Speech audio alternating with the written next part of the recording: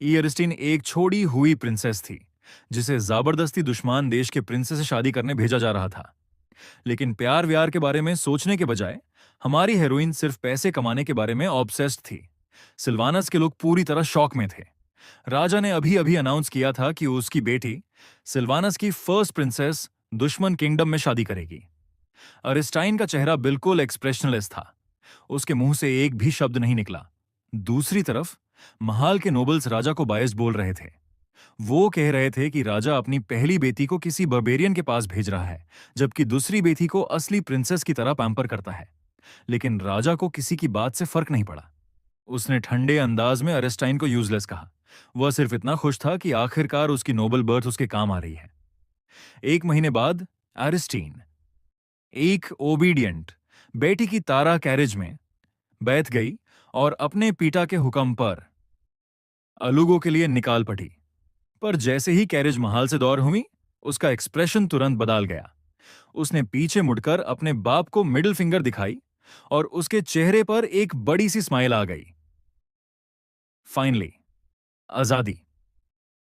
अरिस्टीन finally उस horrible palace और अपने पगल बाप से बच निकली थी। उसका बाप अपने बच्चे को एक मास्टरपीस बनाना चाहता था। वो इतना क्रूअल था कि एक दिन उसने खुद अरिस्टीन के कमरे में आग लगा दी। सिर्फ 6 साल की छोटी सी अरिस्टीन मुश्किल से बचकर बाहर निकली, लेकिन उसके पिता को उसकी जलती हुई स्किन या इंजर्ड लंग्स की बिल्कुल परवाह नहीं थी। उससे सिर्फ एक बात जाननी थी, क्या उसकी पावर अवेकन हुई या नहीं। उस पल अरिस्टीन को शरीर का दाढ़ महसूस ही नहीं हुआ, क्योंकि उसका दिल पहले ही टूट चुका था। फिर भी राजा का टॉर्चर कभी नहीं रुका। एक इंसिडेंट के बाद उसने एरिस्टीन को पूरे 10 साल तक बैन करके रखा, और उन 10 सालों में धीरे धीरे उस लड़की का दिल पूरी तरह मर गया। लेकिन उस अंधेरे में भी एक अच्छी चीज हुई। बंद कमरे में रहते हुए अरिस्टीन को अपनी पास्ट लाइफ याद आ गई। वह किसी रोनेल नाम के इंसान को याद करके परेशान हुई, लेकिन फिर उसने डिसाइड किया कि अब सिर्फ अपने फ्यूचर पर फोकस करना है। अब वो अल्लुगो में अपनी नई जिंदगी को लेकर क्यूरियस थी। अल्लुगो को फायर और आयरन की स्टेट कहा जाता था, जहां बर्बेरियन लोग रहते थे।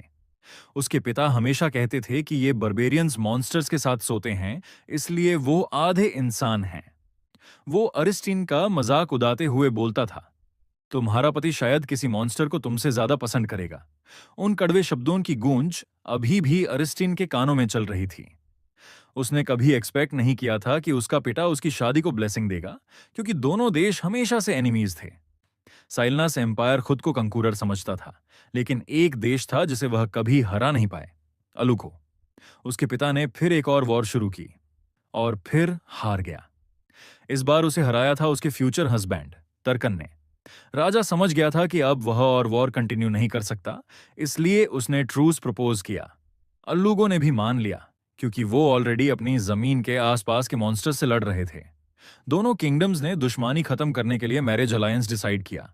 लेकिन अरिस्टीन सच जानती थी, उसका पिता सिर्फ एक्टिंग कर रहा था। वो इस शादी का यूज टाइम बाय करने के लिए कर रहा था। जैसे ही अलुगो अपनी सिक्योरिटी लूज करेगा, वो अरिस्टीन को सैक्रिफाइस बना देगा और उसकी मौत का ब्लेम अलुगो पर डाल देगा। और फिर अलायंस टूट जाएगा और एक नई वॉर शुरू हो जाएगी। लेकिन अरिस्टीन के होंठों पर एक डेंजरस स्मर्क आ गया। उसे क्या लगता है, मैं उसकी पपेट हूं? उसके पगल बाप को बिल्कुल आइडिया नहीं था कि उसका ही पॉन उसकी पूरी प्लान बर्बाद करने वाला है। अरिस्टीन के पास ऑलरेडी अपनी स्ट्रैटेजी थी, लेकिन उसके लिए अपने फ्यूचर हस्बैंड तर्कन की हेल्प चाहिए थी। सफर के दौरान कॉन्वॉय एक जगह रुक गया। सब लोग साफ सुथरे दिख रहे थे, लेकिन हमारी हीरोइन पूरी मिट्टी और धूल से भरी हुई थी। वो गुस्से से मेड्स को घूर रही थी और सोच रही थी कि अब ये लोग क्या नई चाल चलने वाले हैं। उसे पहले ही डाउट हो गया था जब पोर्टल के बजाय कैरेज में भेजा गया, और उसका डाउट सही निकला। वो 10 दिन तक उस कैरेज में फांसी रही। अभी तक उसके हाथ पैरों सुन पड़े थे, और जब भी वह ड्रेस चेंज करने की कोशिश करती, सोल्जर्स खिड़की से झांकने लगते। अब अचानक सब उसे बाहर आकर चाय एंजॉय करने को कह रहे थे। अरिस्टिन को सब सस्पिशियस लग रहा था, लेकिन उसने ओबीडिएंट एक्ट करना कंटिन्यू रखा।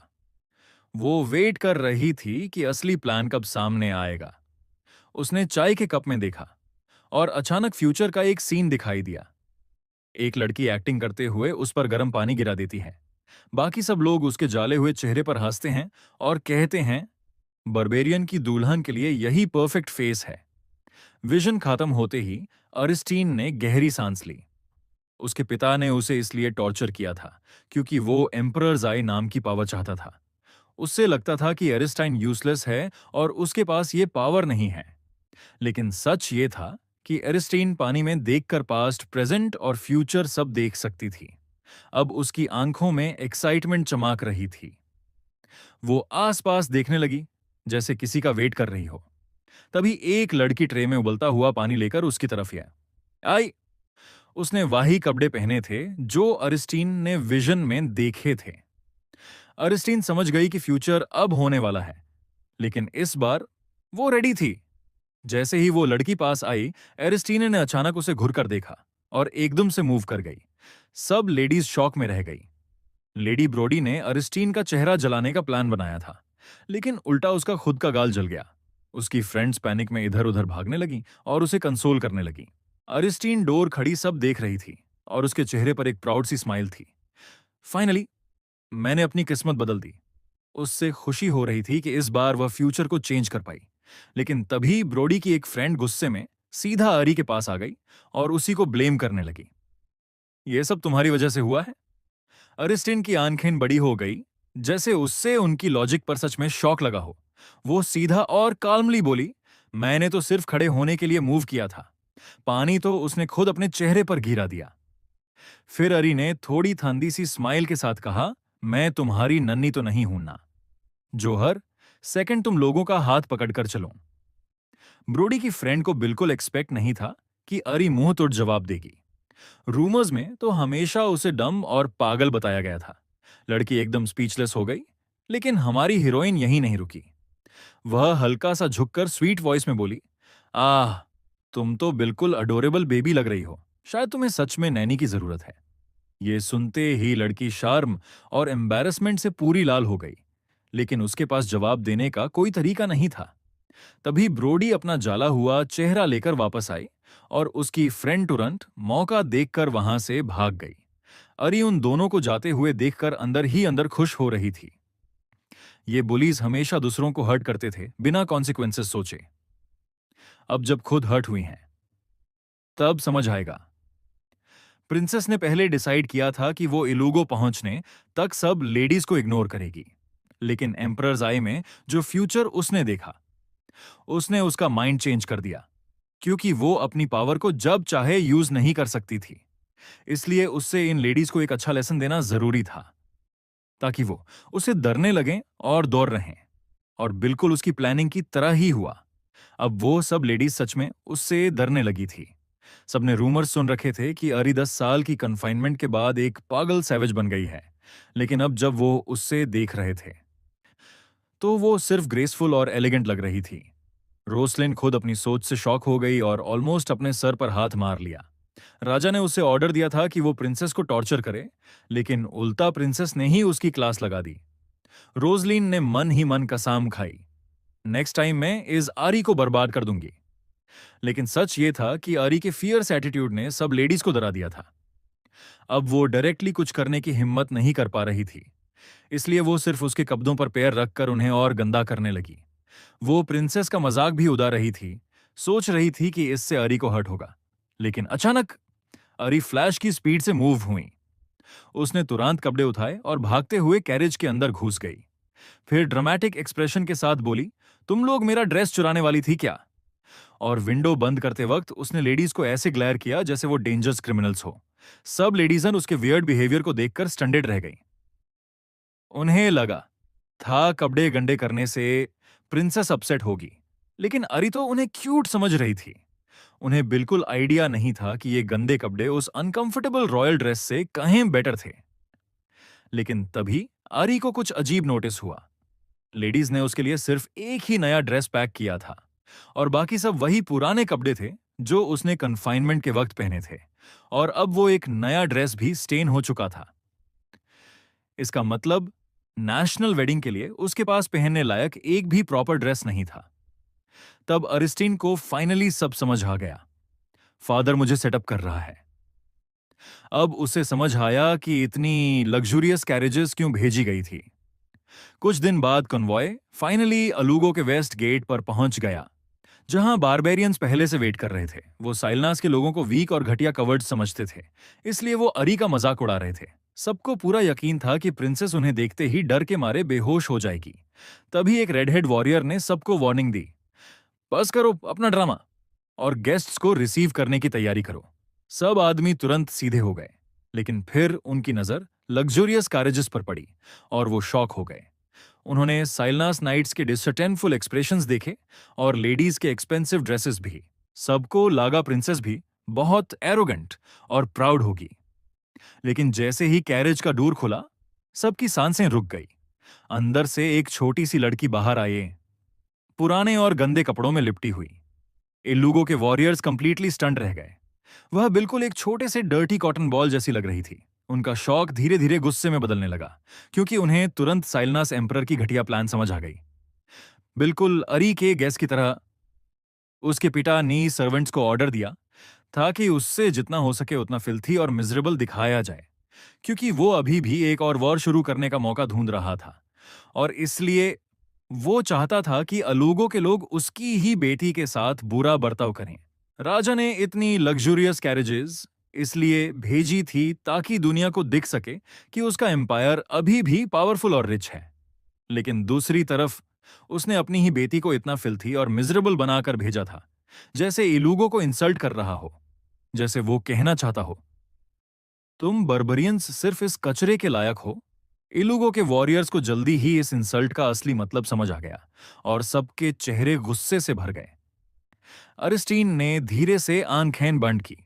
उसे पहले से पता था कि ऐसा रिएक्शन आएगा, लेकिन फिर भी उसने हिम्मत नहीं हारी। वो सीधा एक कदम आगे बढ़ी। न वो पीछे हटी, न डरी और ना ही किसी से इंटिमिडेटेड हुई। अरी की नजर उस लंबे रेड हेड आदमी पर गई जो सबका लीडर लग रहा था। उसने मन में सोचा, क्या ये मेरा नया हस्बैंड है? उसने सुना था कि उसका हस्बैंड खुद उसे रिसीव करने आएगा, इसलिए उसने अस्यूम कर लिया कि ये हैंडसम रेडहेड ही तरकन है। अरी ने उसका चेहरा ध्यान से देखा और तुरंत खुश हो गई। शादी चाहे फोर्स्ड हो, लेकिन कम से कम हस्बैंड आई कैंडी तो है। वो हैंडसम वॉरियर रिस्पेक्टफुली झुककर अरी का वेलकम करता है और उसकी सॉफ्ट स्वीट वॉइस सुनते ही अरी ऑलमोस्ट उस पर फिदा होने वाली थी। उसे उसका पोलाइट बिहेवियर बहुत पसंद आया, लेकिन फिर उसने नोटिस किया कि वो आदमी थोड़ा ज्यादा ही फॉर्मल बिहेव कर रहा है, जैसे वो प्रिंसेस को अपनी इक्वल नहीं बल्कि मास्टर ट्रीट कर रहा हो। और फिर अरी का डाउट सच निकला। वो आई कैंडी वॉरियर खुद का इंट्रोडक्शन देता है, मेरा नाम दंते है, मैं आपका नया गाइड हूं। ये सुनते ही अरी थोड़ी डिसअपॉइंटेड हो गई। उसने तुरंत पूछा, तो मेरा हस्बैंड कहाँ है? डेंटे कामली जवाब देता है, प्रिंस हंटिंग पर गए हुए हैं। ये सुनते ही अरी ऑलमोस्ट बेहोश होने वाली थी। सीरियसली, मेरा नया हस्बैंड मुझे वेलकम करने के बजाय हंटिंग पर गया है। उससे लगा जैसे उसकी शादी शुरू होने से पहले ही तूत रही हो। सिचुएशन संभालने के लिए अरी ऑकवर्ड स्माइल के साथ बोली, शायद प्रिंस तरकन थोड़ा शाई फील कर रहे होंगे। लेकिन उसकी ये बात सुनते ही वॉरियर्स को ऑलमोस्ट हार्ट अटैक आ गया। डुरांट टुरांट बीच में आया और बोला, हमारे लॉर्ड की रेप्यूटेशन खराब नहीं होनी चाहिए। वह सिर्फ हंटिंग नहीं कर रहे, वह मॉन्स्टर्स का चेस कर रहे हैं। अब प्रिंसेस को समझ आ गया कि कोई अर्जेंट सिचुएशन हुई होगी। प्रिंस बाजमेज के लिए मॉन्स्टर्स के पीछे नहीं गया होगा। अरी ने दंते को शार्प ग्लेयर दिया और पूछा, तुमने मुझे मिसलीड करने की कोशिश क्यों की? दंते इनोसेंट बनकर बोला, मैंने तो सिर्फ आपके क्वेश्चन का आंसर दिया। लेकिन आरी के पास ये नॉनसेंस टॉलरेट करने का टाइम नहीं था। वो सीधा और कोल्ड वॉइस में बोली, हाफ ट्रूथ बोलना ऑलमोस्ट झूठ बोलने जैसा ही होता है। उसकी हर्ष बात सुनकर दंते हल्का सा फ्लिंच कर गया, लेकिन अरी यहीं नहीं रुकी। उसे पता था कि फर्स्ट मीटिंग में उसे फ्रेंडली एक्ट करना चाहिए, लेकिन वो अब कावर्ड बनके जीना नहीं चाहती थी। वो फाइनली सिल्वानस से एस्केप हुई थी और अब एक कंप्लीटली डिफरेंट लाइफ जीना चाहती थी। अब वो उन सब लोगों को इग्नोर करेगी जो उसे हेट करते हैं और सिर्फ अपने लिए जिएगी। अरी ने दंते को वार्निंग दी, दोबारा मुझे ट्रिक करने की कोशिश मत करना। ये सुनते ही दंते शौक में उसकी तरफ देखने लगा। उसने नोटिस किया कि चाहे प्रिंसेस के कपड़े कितने भी गंदे हो, लेकिन उसकी आंखें बहुत ब्राइट और फियरलेस थी। वॉरियर को अंदर ही अंदर शर्म महसूस हुई। उसे मानना पड़ा, ये प्रिंसेस दूसरों से अलग है। दूसरी तरफ सिल्वानास के लोग अब भी ड्रामा क्रिएट करने में लगे हुए थे। जब दुरांट ने पोलाइटली सजेस्ट किया कि अरी फ्रेश होकर बात ले ले, तभी सिल्वानस के लोग गुस्से में चिल्लाने लगे, क्या तुम हमारी प्रिंसेस को फिलाटी कह रहे हो? अरे ये एम्बैरेसिंग सीन देखकर बस डिस्गस्ट फील कर रही थी। उनका बिहेवियर इतना ऑब्वियस था कि क्लियरली वो फाइट स्टार्ट करना चाहते थी। लूगो के वॉरियर्स भी इरिटेट हो गए थे, लेकिन प्रिंस की एब्सेंस में वो कोई फाइट नहीं कर सकते थे। दंते धीरे से मटर करता है, मुझे साइलनास से नफरत है, लेकिन उससे बिल्कुल एक्सपेक्ट नहीं था कि अरी उसके पीछे खड़ी होगी। उससे देखते ही डेंटे पैनिक में तुरंत झुक गया और आरी बास कंफ्यूज्ड सी स्माइल के साथ हल्का सा हाथ हिला देती हैं। वॉरियर्स कास्टल की तरफ वापस लौटने लगे, लेकिन सिल्वानस के लोगों के बिहेवियर से अब भी अपसेट थे। दंते अपने आदमियों को समझाता है, किंग डेस्परेटली वॉर खत्म करना चाहता है, हमें सब कुछ एंड्योर करना होगा। हम कोई ट्रबल क्रिएट नहीं कर सकते, वरना ब्लेम सिर्फ प्रिंस पर आएगा। सोल्जर्स टॉपिक चेंज कर देते हैं और अपने बॉस का मजाक उड़ाने लगते हैं। प्रिंसेस पहली इंसान थी जिसने उनके लीडर को दानता था और सीक्रेटली सब उसे एडमायर करने लगे थे, लेकिन डुरांट अब भी कॉशियस था। उसने वार्निंग दी, केयरफुल रहना, मुझे लगता है अरी स्पाई भी हो सकती है। कुछ देर बाद सब पैलेस के पास पहुंच गए। वहां ऑलरेडी दूसरे रॉयल नोबल्स की कैरेजेस खड़ी थी। क्लियरली इंपीरियल सिबलिंग्स यहां स्पाइंग करने आए थे। डुरांट को थोड़ा गुस्सा आया, क्योंकि उसका प्रिंस मॉन्स्टर्स से फाइट कर रहा था, जबकि ये रॉयल्स बस आराम कर रहे थे। इंपीरियल सिबलिंग्स भी लग्जूरियस कैरेज देखकर क्यूरियस हो गए। वो सिल्वानस की प्रिंसेस को देखना चाहते थे, और तभी कैरेज का डोर खुला।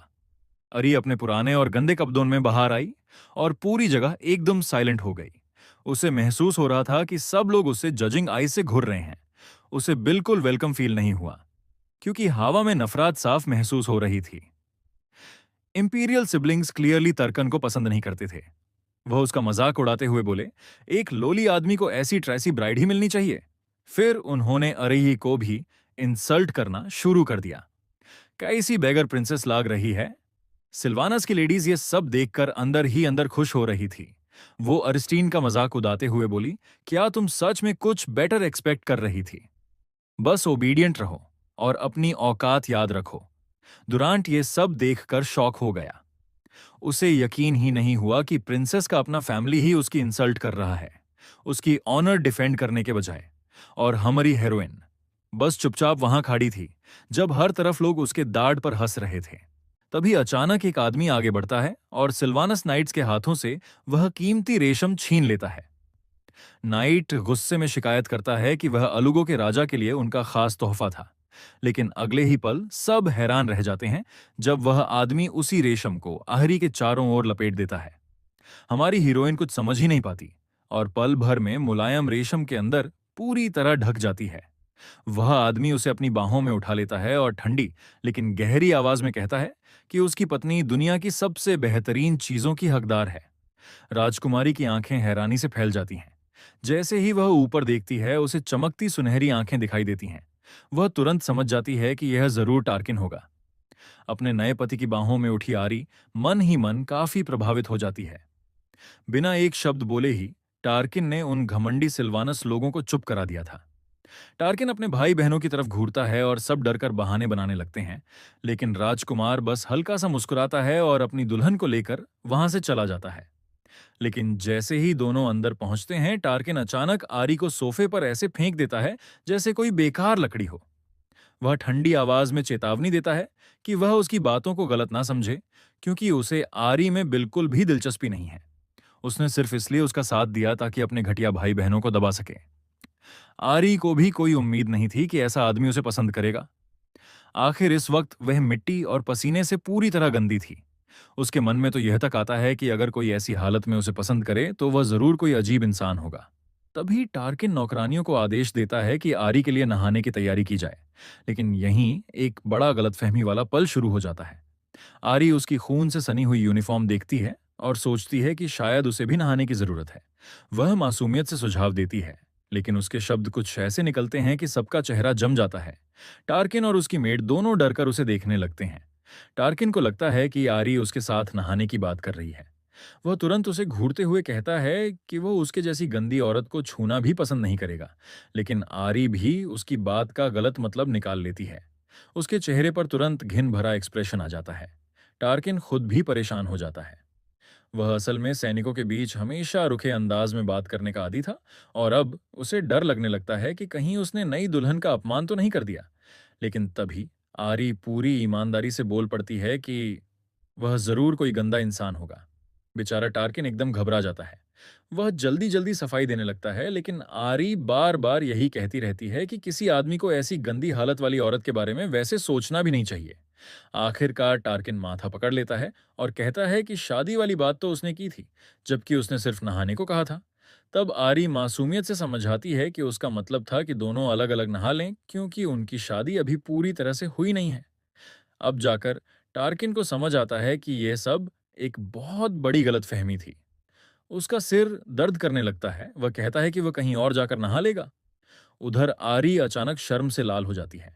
उसे अभी याद आया कि महल में एक से ज्यादा बाथरूम भी हो सकते हैं। इतने साल कैद में रहने की वजह से वह यह साधारण बात तक भूल चुकी थी। शर्मिंदगी में वह तुरंत मेड्स के पीछे भाग जाती है ताकि वे उसे वहां से ले जाएं। टार्किन अपनी नई दुल्हन को जाते हुए देखता है और धीरे से बुदबुदाता है कि ये औरत सच में बहुत अजीब है। उसे लगा था कि सिल्वानस की राजकुमारी बहुत नाजुक होगी, जो छोटी सी बात पर रो पड़ेगी। लेकिन आरी ने पूरे समय राजघराने के अपमान को बिल्कुल शांत चेहरे के साथ सुना था। फिर अचानक टार्किन खुद चौंक जाता है, क्योंकि वह महसूस करता है कि वह अपनी नई पत्नी के बारे में जरूरत से ज्यादा सोचने लगा है। दूसरी तरफ आरी खुशी से पागल हुई जा रही थी। उसने अपनी जिंदगी में पहली बार इतना खूबसूरत बाथटब देखा था। इतना ही नहीं, गर्म पानी से नहाना भी उसके लिए किसी सपने जैसा था। वह खुशी से लगभग मरने वाली होती है, तभी तीन बेहद खूबसूरत नौकरानियां उसकी सेवा करने पहुंच जाती हैं। बचपन से लेकर आज तक एरिस्टीन ने कभी ऐसी इज्जत और आराम नहीं देखा था। उसकी पुरानी नौकरानियां हमेशा उसके साथ बुरा व्यवहार करती थीं। इसलिए इन मेड्स का सम्मान भरा रवैया उसे बिल्कुल नया महसूस होता है। उसके मन में तुरंत ख्याल आता है कि टार्किन जरूर बहुत काबिल इंसान होगा, तभी उसके महल के लोग इतने प्रोफेशनल हैं। अब वह उससे बातचीत करने और उसे अपना साथी बनाने के लिए उत्साहित होने लगती है। एरिस्टीन अपने विचारों में खोई होती है, तभी उसे एहसास होता है कि मेड्स अचानक चुप हो गई हैं। सब बस उसे घूर रही थीं। वह पलटकर देखने लगती है कि आखिर समस्या क्या है। लेकिन जैसे ही उसकी चमकती बैंगनी आंखें मेड्स की नजरों से टकराती हैं, तीनों के चेहरे लाल हो जाते हैं। वे पूरी तरह घबरा जाती हैं और एरिस्टीन को समझ ही नहीं आता कि आखिर हुआ क्या है। आखिर वह उन्हें बाहर भेज देती है और खुद आराम से बाथटब में डूबकर बैठ जाती है। अब उसे सच में लगने लगता है कि इलुगो आना शायद उसकी जिंदगी का सबसे अच्छा फैसला था। लेकिन तभी पानी में हल्की लहरें उठने लगती हैं। एरिस्टीन तुरंत समझ जाती है कि उसे फिर से एक दृष्टि मिलने वाली है। जब भी सम्राट की आंख सक्रिय होती थी, उसके आसपास का पानी हमेशा ऐसे ही हिलने लगता था। राजकुमारी उम्मीद करती है कि इस बार उसे कोई काम की चीज दिखाई देगी। लेकिन अगले ही पल पानी में जो चेहरा उभरता है, वह उसका नया पति टार्किन होता है। वह उसके खून से सने कपड़ों को देखकर मन ही मन प्रार्थना करने लगती है कि यह बीते हुए समय का दृश्य हो, क्योंकि उसे सच में उन गंदे कपड़ों को देखकर अजीब महसूस हो रहा था। तभी दृश्य में एक खूबसूरत औरत आती है और टार्किन के पास खड़ी हो जाती है। वह चिंता भरे अंदाज में पूछती है कि वह क्या सोच रहा है, क्योंकि वह आज काफी खोया हुआ लग रहा है। लेकिन टार्किन कुछ भी बताने से मना कर देता है। लड़की धीरे से उसका हाथ पकड़ती है और पूछती है कि क्या उसे राजकुमारी पसंद है। ये सुनते ही एरिस्टीन चौंक जाती है, क्योंकि वे लोग उसके बारे में बात कर रहे थे। उसे बिल्कुल उम्मीद नहीं थी कि वह अपने पति की किसी दूसरी औरत के साथ ऐसी निजी बातचीत देखेगी। वह सोचने लगती है कि डियोना ने ऐसा सवाल आखिर क्यों पूछा। फिर उसके दिमाग में वही अजीब ख्याल आता है कि शायद टार्किन सच में कोई परवट इंसान है। टार्किन उस सवाल से साफ नाराज हो जाता है और तुरंत कहता है कि ऐसा कभी नहीं हो सकता। वह डियोना से कहता है कि उसे उसके बारे में सबसे बेहतर पता होना चाहिए, क्योंकि उसकी भावनाएं कभी नहीं बदलेंगी। कुछ घंटे बीत जाते हैं, लेकिन आरी अभी भी उसी बातचीत के बारे में सोचती रहती है। उसे पता है कि यह सिर्फ एक राजनीतिक शादी है, इसलिए वह प्यार जैसी किसी चीज की उम्मीद नहीं करती। उल्टा अब वह सोचने लगती है कि टार्किन की प्रेमिका को इस्तेमाल करके वह उससे बातचीत में ज्यादा फायदा उठा सकती है। तभी एक और मेड आती है और उसे उसके कमरे तक ले जाने की बात कहती है, लेकिन आरी तुरंत मना कर देती है। वह जिद करके कहती है कि उसे अभी इसी वक्त टार्किन से मिलना है। राजकुमारी भी अब आराम करना चाहती थी, लेकिन उसे पता था कि अपने पति के साथ सौदा करने का यही सबसे सही मौका है। सिल्वानस की सेना इस वक्त महल की शानदार सजावट देखने में व्यस्त थी, इसलिए अब कोई उन पर नजर नहीं रखेगा। उधर टार्किन के ऑफिस में डियोना काफी खुश महसूस कर रही थी। राजकुमार बिल्कुल सामान्य दिख रहा था और उसे साफ समझ आ रहा था कि नई दुल्हन का उस पर कोई असर नहीं पड़ा है। वह अब भी वही घमंडी, हैंडसम और खतरनाक आकर्षण वाला शेर जैसा आदमी था। जब डियोना ने सुना था कि टार्किन ने राजकुमारी का बचाव किया, तब वह थोड़ी डर गई थी, लेकिन अब उसे सुकून महसूस हो रहा था। तभी अचानक एक मेड अंदर आती है और बताती है कि राजकुमारी उनसे मिलना चाहती है। टार्किन तुरंत उसे अंदर आने की अनुमति दे देता है, लेकिन जैसे ही लड़की कमरे में प्रवेश करती है, दोनों कुछ पल के लिए चौंक जाते हैं। अब एरिस्टीन पहले जैसी गंदी रुई का गोला नहीं लग रही थी। वह तो बिल्कुल चमकती हुई बर्फ की राजकुमारी जैसी दिख रही थी। टार्किन अविश्वास भरी आवाज में उसका नाम लेता है और राजकुमारी हल्के से सिर हिला देती है।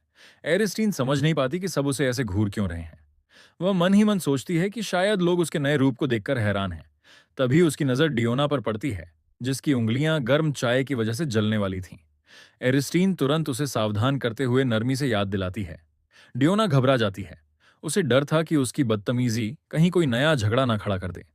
वह टार्किन के सामने कोई परेशानी नहीं चाहती थी, इसलिए जल्दी से अपना परिचय देती है। जब साना ने खूबसूरत छोटी राजकुमारी की जगह मूर्ख बड़ी बेटी को भेजा था, तब डियोना काफी खुश हुई थी। लेकिन अब उसे एहसास हो रहा था कि पहली राजकुमारी भी उतनी ही बड़ा खतरा है। टार्किन आखिरकार डियोना को वहां से जाने के लिए कह देता है और कमरे में सिर्फ पति पत्नी अकेले रह जाते हैं। वह एरिस्टीन से सीधा सवाल करता है कि वह यहां आखिर क्यों आई है। राजकुमारी शांत आवाज में कहती है कि वह उसके साथ एक कप चाय पीना चाहती थी, लेकिन यह सुनते ही टार्किन के चेहरे पर घिन भरा एक्सप्रेशन आ जाता है। एरिस्टीन को थोड़ा बुरा लगता है, क्योंकि वह खुद भी यह शादी नहीं चाहती थी।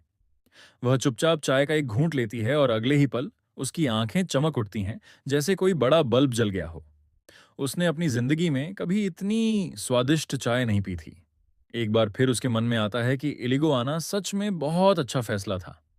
वह अपने चेहरे पर सामान्य भाव बनाए रखने की कोशिश करती है और आखिरकार मान लेती है कि यहाँ आने का उसका एक और मकसद भी है। राजकुमारी अपनी बड़ी योजना बताते हुए टार्किन को उसके साथ बिजनेस शुरू करने का प्रस्ताव देती है। हमारी हीरोइन को ना सत्ता चाहिए और ना प्यार। असल में वह तो बस पैसों की भूखी एक छोटी सी लालची लड़की थी, जो बहुत सारा धन कमाना चाहती थी।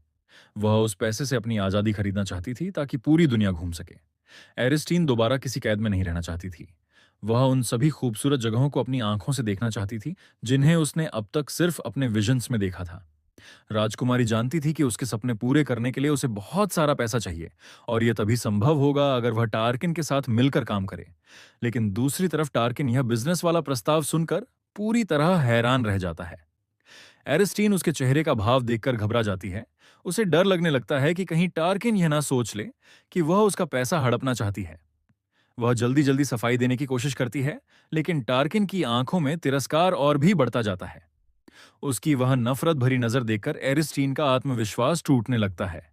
आखिर वह पूरी ईमानदारी से कसम खाते हुए कहती है कि वो कोई ठग या धोखेबाज नहीं है। लेकिन टार्किन उसकी बातों पर बिल्कुल भरोसा नहीं करता। उसे डर लगने लगता है कि कहीं यह छोटी सी चोर महल से मिलने वाले पैसों को चुराकर अपना बिजनेस शुरू करने की योजना तो नहीं बना रही। उसके दिमाग में तो महल की सुरक्षा बुलाने तक का ख्याल आने लगता है। उधर एरिस्टीन घबराहट में हकलाने लगती है, क्योंकि उसे किसी इंसान से ठीक तरह बात किए पूरे 10 साल हो चुके थे। इतने लंबे समय तक कैद में रहने की वजह से अब उसे अपने विचार साफ शब्दों में कहना भी मुश्किल लग रहा था। लेकिन फिर भी वह अपने बिजनेस के लिए पूरी कोशिश करने का फैसला करती है। वह टार्किन से कहती है कि वह उनकी राजनीतिक शादी को ऐसे रिश्ते में बदलना चाहती है जिससे दोनों को फायदा हो। उसे दोस्ती नहीं चाहिए, और वह पूरा भरोसा दिलाती है कि इस बिजनेस से सिर्फ मुनाफा ही मिलेगा। टार्किन उसकी बात सुनकर हैरान रह जाता है, क्योंकि आज तक किसी ने उससे इस तरह कोई सौदा करने की हिम्मत नहीं की थी। वह थोड़ा झुककर उसके करीब आता है और ठंडी नजरों से पूछता है कि आखिर यह लड़की उसे क्या फायदा दे सकती है। एरिस्टीन का चेहरा तुरंत गंभीर हो जाता है। वह शांत आवाज में कहती है कि टार्किन को तो वह चीज पहले ही मिल चुकी है जिसकी उसे सबसे ज्यादा चाह थी। टार्किन कुछ समझ नहीं पाता, लेकिन उसे यह नहीं पता था कि सम्राट की आंख की वजह से एरिस्टीन उसके बारे में बहुत कुछ जानती थी। राजकुमारी कुछ पल उसका जवाब सुनने का इंतजार करती है, लेकिन टार्किन अचानक घिन भरा चेहरा बनाकर दूसरी तरफ मुड़ जाता है। वह उसकी पतली लकड़ी जैसी बाहों को देखकर सोचता है कि यह राजकुमारी बहुत कमजोर और नाजुक है। एरिस्टीन जल्दी से खुद का बचाव करने की कोशिश करती है, लेकिन फिर उसे एहसास हो जाता है कि यह आदमी कभी उस पर भरोसा नहीं करेगा। आखिरकार वह मन ही मन फैसला करती है कि अब उसे अपनी काबिलियत साबित करनी ही पड़ेगी। वह तुरंत टार्किन को अपने पीछे आने का आदेश देती है। उधर पूरे महल में एरिस्टीन को लेकर अफवाहें फैलती जा रही थीं। लोग उसके पुराने मैले रूप को अपने देश के लिए अपमान मान रहे थे। एक दूसरी राजकुमारी तो यहां तक कह देती है कि शायद वह लड़की मानसिक रूप से पागल है। उसने सिल्वानस से यह अफवाह सुनी थी कि आरी को 10 साल तक उसकी मानसिक हालत की वजह से कैद करके रखा गया था। दूसरी राजकुमारी दुख भरे अंदाज में कहती है कि उनके शानदार टार्किन को आखिर एक मानसिक मरीज से शादी करनी पड़ी। तभी उनका भाई ये बात उठाता है कि अगर टार्किन क्राउन प्रिंस बन गया तो एरिस्टीन भविष्य की क्राउन प्रिंसेस होगी। ये सोचकर वहां मौजूद किसी का भी चेहरा खुश नहीं दिखता। सबको लगता है कि यह इलुगो के लिए बहुत बड़ा अपमान होगा। हालांकि टार्किन युद्ध में अपने योगदान की वजह से राजा का सबसे पसंदीदा बेटा था, लेकिन उसके बाकी भाई बहन प्रिंस हमीर का समर्थन करना ज्यादा पसंद करते थे। उनकी बातचीत अचानक रुक जाती है क्योंकि तभी टार्किन वहां आता दिखाई देता है। तीनों अपनी सारी नाराजगी भूल जाते हैं और उसके अच्छे लुक्स पर फिदा होने लगते हैं। वे उसके शरीर के हर हिस्से की तारीफ करने लगते हैं। सब उसकी चमकती हुई बालों की तारीफ कर रहे थे। तभी अचानक उन्हें याद आता है कि उनके राजकुमार के बाल तो सफेद नहीं हैं। और अगले ही पल उन्हें टार्किन के बगल में चलती हुई छोटी सी चमकती बर्फ जैसी राजकुमारी दिखाई देती है। तीनों एरिस्टीन की खूबसूरती देखकर पूरी तरह दंग रह जाते हैं। वे तुरंत एक दूसरे को गलत अफवाहें फैलाने के लिए दोष देने लगते हैं। घबराकर वे तुरंत बाहर भागते हैं ताकि रानी को यह नई खबर बता सकें। उधर अलुगो का राजा भी हैरान रह जाता है जब उसका सेवक आकर बताता है कि एरिस्टीन उनसे मिलना चाहती है। असल में सिल्वानस के प्रतिनिधियों की आधिकारिक मुलाकात तो अगले दिन तय थी, इसलिए उसे समझ नहीं आता कि राजकुमारी अचानक उससे क्यों मिलना चाहती है। राजा पहले तो मिलने के लिए तैयार नहीं होता, लेकिन दूसरी राजकुमारी उसे एरिस्टीन को अंदर बुलाने के लिए मनाने लगती है। यानी का मासूम बच्चे जैसा चेहरा बनाकर कहती हैं कि वह अपने भाई की नई पत्नी से सच में मिलना चाहती है। राजा अपनी बेटी को बेबस नजरों से देखता है क्योंकि उसे पहले से पता था कि वे सब राजकुमारी को देखने गए थे। उसे अच्छी तरह मालूम था कि यानिका उसे झूठ बोल रही है, लेकिन फिर भी उसे अपनी बेटी प्यारी लगती है। आखिरकार नेफार उन्हें अंदर बुलाने के लिए मान जाता है और यानिका खुशी से उछल पड़ती है, लेकिन अंदर ही अंदर उसके चेहरे पर शैतानी मुस्कान फैल जाती है। वह उस बदसूरत राजकुमारी का मजाक उड़ाने के लिए बेहद उत्साहित थी। वह कल्पना करने लगती है कि इतनी गंदी औरत से शादी करके टार्किन कितना परेशान होगा, और यह सोचकर उसे हंसी आने लगती है। जब उसके पिता ने यह शादी तय की थी तब वह बहुत चिंतित थी, लेकिन गंदी हालत वाली राजकुमारी को देखने के बाद उसे राहत मिल गई थी।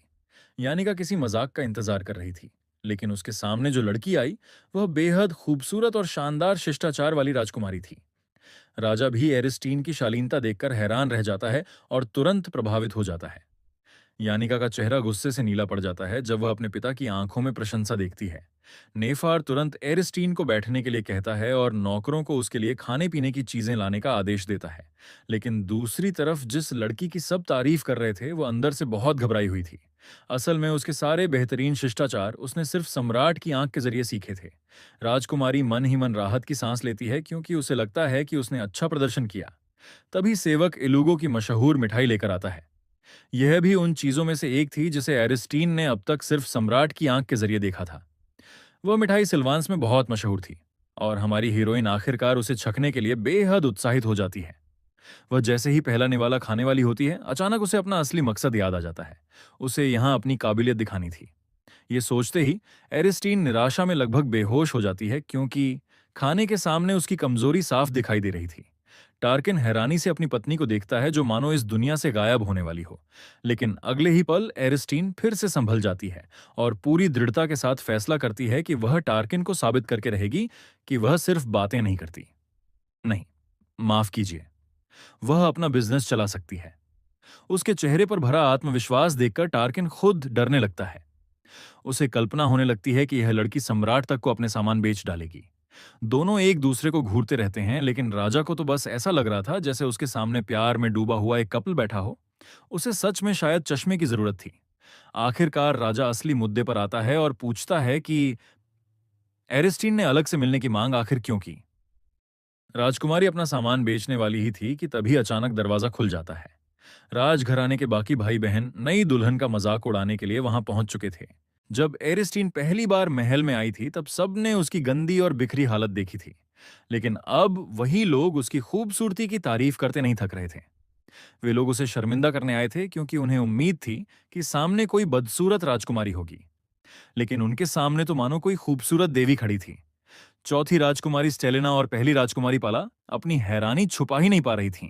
वहीं तीसरा राजकुमार, जो अब भी कुछ देर पहले तक आरी का मजाक उड़ा रहा था, अब उसे देखते ही पूरी तरह दिल हार बैठा। टार्किन इस पूरे झुंड को देखकर बिल्कुल खुश नहीं था क्योंकि ये सभी लोग रानी का साथ देते थे। वह मन ही मन उनकी कम अक्ल का मजाक उड़ाता है और उत्सुकता से देखने लगता है कि एरिस्टीन इस मुश्किल हालात को कैसे संभालेगी। एरिस्टीन तीनों की तरफ शांत नजरों से देखती है और उनसे अपना परिचय देने को कहती है, लेकिन तीनों अभी भी उसकी खूबसूरती के सदमे से बाहर ही नहीं निकल पाए थे। स्टेलिना अपनी हैरानी छुपा नहीं पा रही थी, लेकिन पाला उसे शांत रहने की चेतावनी देती है। हालांकि अंदर ही अंदर पहली राजकुमारी खुद भी घबरा रही थी। उसने कभी नहीं सोचा था कि सिर्फ एक नहाने के बाद एरिस्टीन इतनी बदल जाएगी। वह मन ही मन रानी को कोसने लगती है कि उसने उन्हें यह नई खबर क्यों नहीं बताई। पाला सोचती है कि नई राजकुमारी जरूर कोई मूर्ख लड़की होगी, इसलिए वह पहले हमला करने का फैसला करती है। वह खुद को पहली राजकुमारी बताते हुए एरिस्टीन को डांटती है कि उसने उनकी पहचान क्यों नहीं की।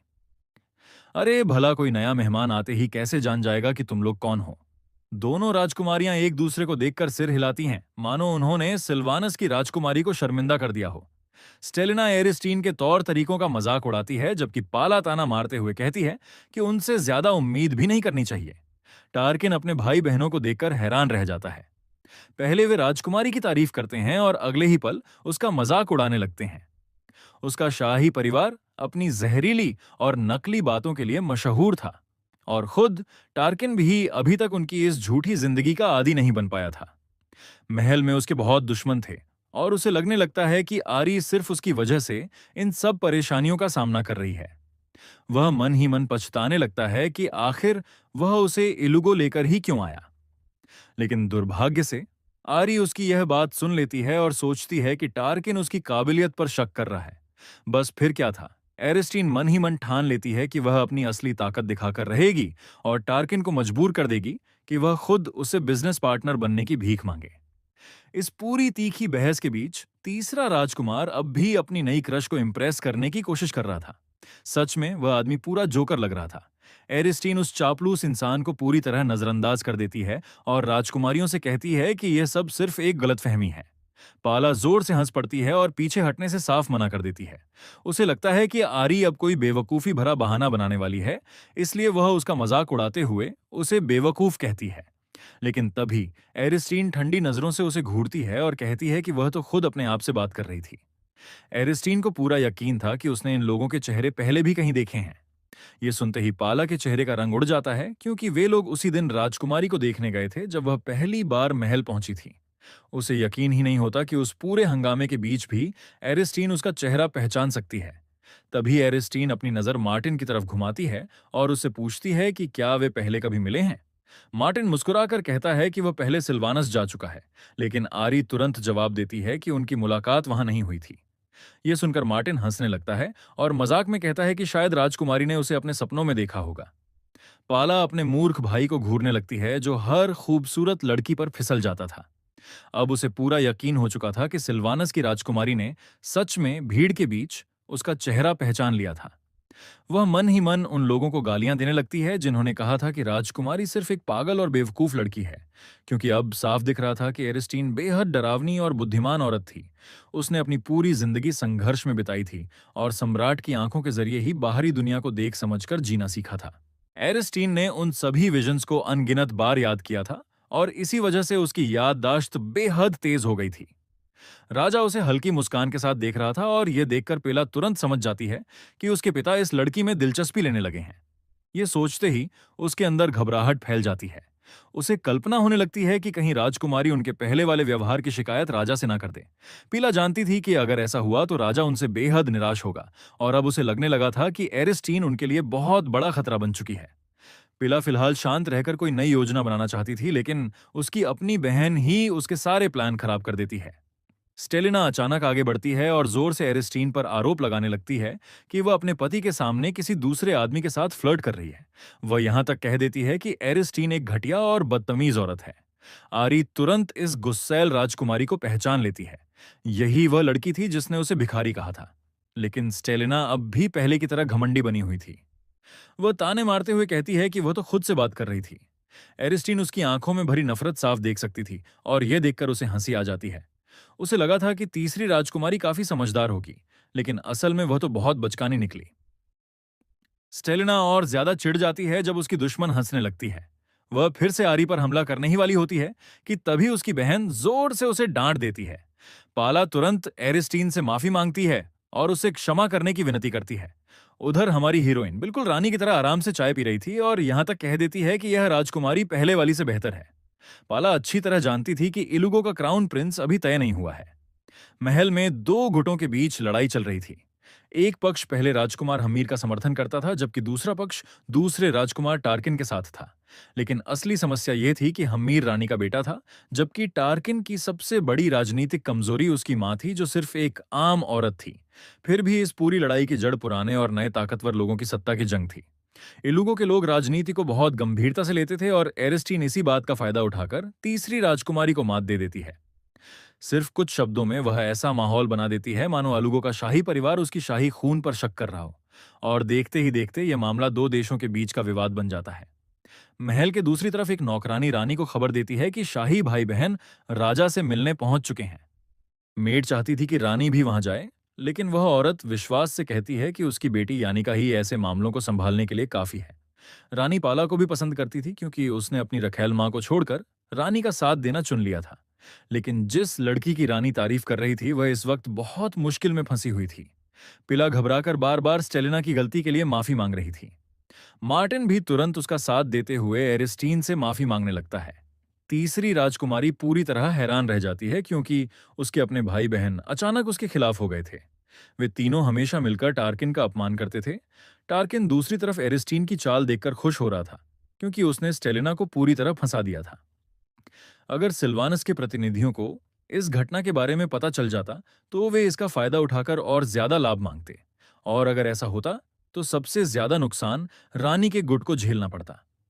यही वजह थी कि पाला और मार्टिन इतनी बुरी तरह एरिस्टीन से माफी मांग रहे थे। टार्किन अपने शांत बैठे पिता की तरफ देखता है और सोचने लगता है कि आखिर राजा किसका पक्ष लेगा। पाला और मार्टिन अब भी लगातार माफी मांग रहे थे। वे सारी गलती स्टेलिना पर डाल देते हैं और एरिस्टीन से दया दिखाने की गुहार लगाते हैं। हमारी हीरोइन इस हालत से काफी संतुष्ट हो जाती है और उम्मीद करती है कि अब ये भाई बहन कुछ समय तक उसे परेशान नहीं करेंगे। वैसे भी उसका पुराने मामले को आगे बढ़ाने का कोई इरादा नहीं था, क्योंकि वह किसी झंझट में नहीं पड़ना चाहती थी। तभी उसे अपनी पीठ पर किसी की तेज नजर महसूस होती है। वह पलटकर देखती है तो राजा लगातार उसे घूर रहा था। नेफर पूरे समय उसी को देख रहा था और यह बात एरिस्टीन को अंदर से उत्साहित कर देती है। उसने यह झगड़ा जानबूझकर शुरू नहीं किया था, लेकिन इसकी वजह से राजा का ध्यान पूरी तरह उसकी तरफ आ गया था। दोनों कुछ देर तक एक दूसरे को देखते रहते हैं। तभी एरिस्टीन समझ जाती है कि राजा उसे इस तरह क्यों देख रहा है। उसे डर था कि कहीं उनमें से कोई हद पार ना कर दे और दोनों देशों के बीच असली विवाद शुरू ना हो जाए। हमारी हीरोइन यहां शांति से जीना चाहती थी, इसलिए वह समझती थी कि उसे राजा को नाराज नहीं करना चाहिए। वह हल्की मुस्कान के साथ राजा की तरफ देखती है, मानो बिना शब्दों के भरोसा दिला रही हो कि वह कोई परेशानी खड़ी नहीं करेगी। राजा भी उसका छिपा हुआ संदेश समझ जाता है और बदले में मुस्कुरा देता है। लेकिन पाला जब दोनों को इस तरह नजरों से बात करते देखती है तो उसके होश उड़ जाते हैं। उसके दिमाग में तुरंत एक भयानक कल्पना बनने लगती है, जहां एरिस्टीन उसके पिता की गोद में बैठकर उनकी शिकायत कर रही होती है। वह राजा को बता रही होती है कि भाई बहनों ने उसका कितना अपमान किया और गुस्से में राजा सबको सजा देने की कसम खा लेता है। पिला अपनी ही कल्पनाओं से डर जाती है। उसे सच में डर लगने लगता है कि कहीं सिल्वानस की राजकुमारी उनकी करतूतें सबके सामने ना खोल दे।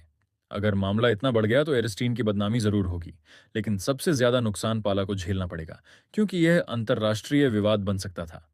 पहली राजकुमारी गुस्से से हमारी हीरोइन को घूरती है और उसकी खतरनाक नजरें देखकर मासूम एरिस्टीन भी थोड़ा डर जाती है। अगले ही पल पाला खुद अपनी बेवकूफी भरी कल्पनाओं को याद करके घिन से सिर हिला देती है। वह तुरंत अपनी बहन को ठीक से माफी मांगने का आदेश देती है, लेकिन स्टेलिना साफ तौर पर ऐसा नहीं करना चाहती थी। राजकुमारी अब अफवाहों पर भरोसा करने के लिए पछता रही थी और गुस्से में अपनी छोटी बहन को तुरंत माफी मांगने का आदेश देती है। स्टेलिना मजबूरी में सिर झुका देती है, लेकिन उसकी आंखों में अब भी गुस्सा भरा हुआ था। एरिस्टीन ऐसी नकली माफी से बिल्कुल संतुष्ट नहीं होती और अपने चेहरे पर साफ नफरत दिखा देती है। पाला की तो जैसे जान ही निकल जाती है और वह अपनी बहन से ठीक से माफी मांगने की विनती करती है, लेकिन लड़की अब भी मना कर देती है। तब एरिस्टीन उसे अभी अभी बोले गए उसके क्रूर शब्द याद दिलाती है। ये सुनते ही पहली राजकुमारी और ज्यादा सख्त हो जाती है और अपनी बहन को ज्यादा पश्चाताप दिखाने का आदेश देती है। स्टेलिना अंदर ही अंदर जल रही थी और उसे यह सब बेहद अन्यायपूर्ण लग रहा था। वह सोचती है कि आखिर उसे एरिस्टीन जैसी आधी पागल लड़की से माफी क्यों मांगनी पड़ रही है, जबकि पूरा महल उससे नफरत करता है। लेकिन तभी उसकी नजर अपनी बहन की खून जैसी लाल डरावनी आंखों पर पड़ती है और डर के मारे उसका पूरा शरीर कांप उठता है। पिला के आसपास मानो अंधेरी और दबाव भरी ऊर्जा फैल गई थी जब उसने अपनी बहन को ठीक से माफी मांगने का आदेश दिया।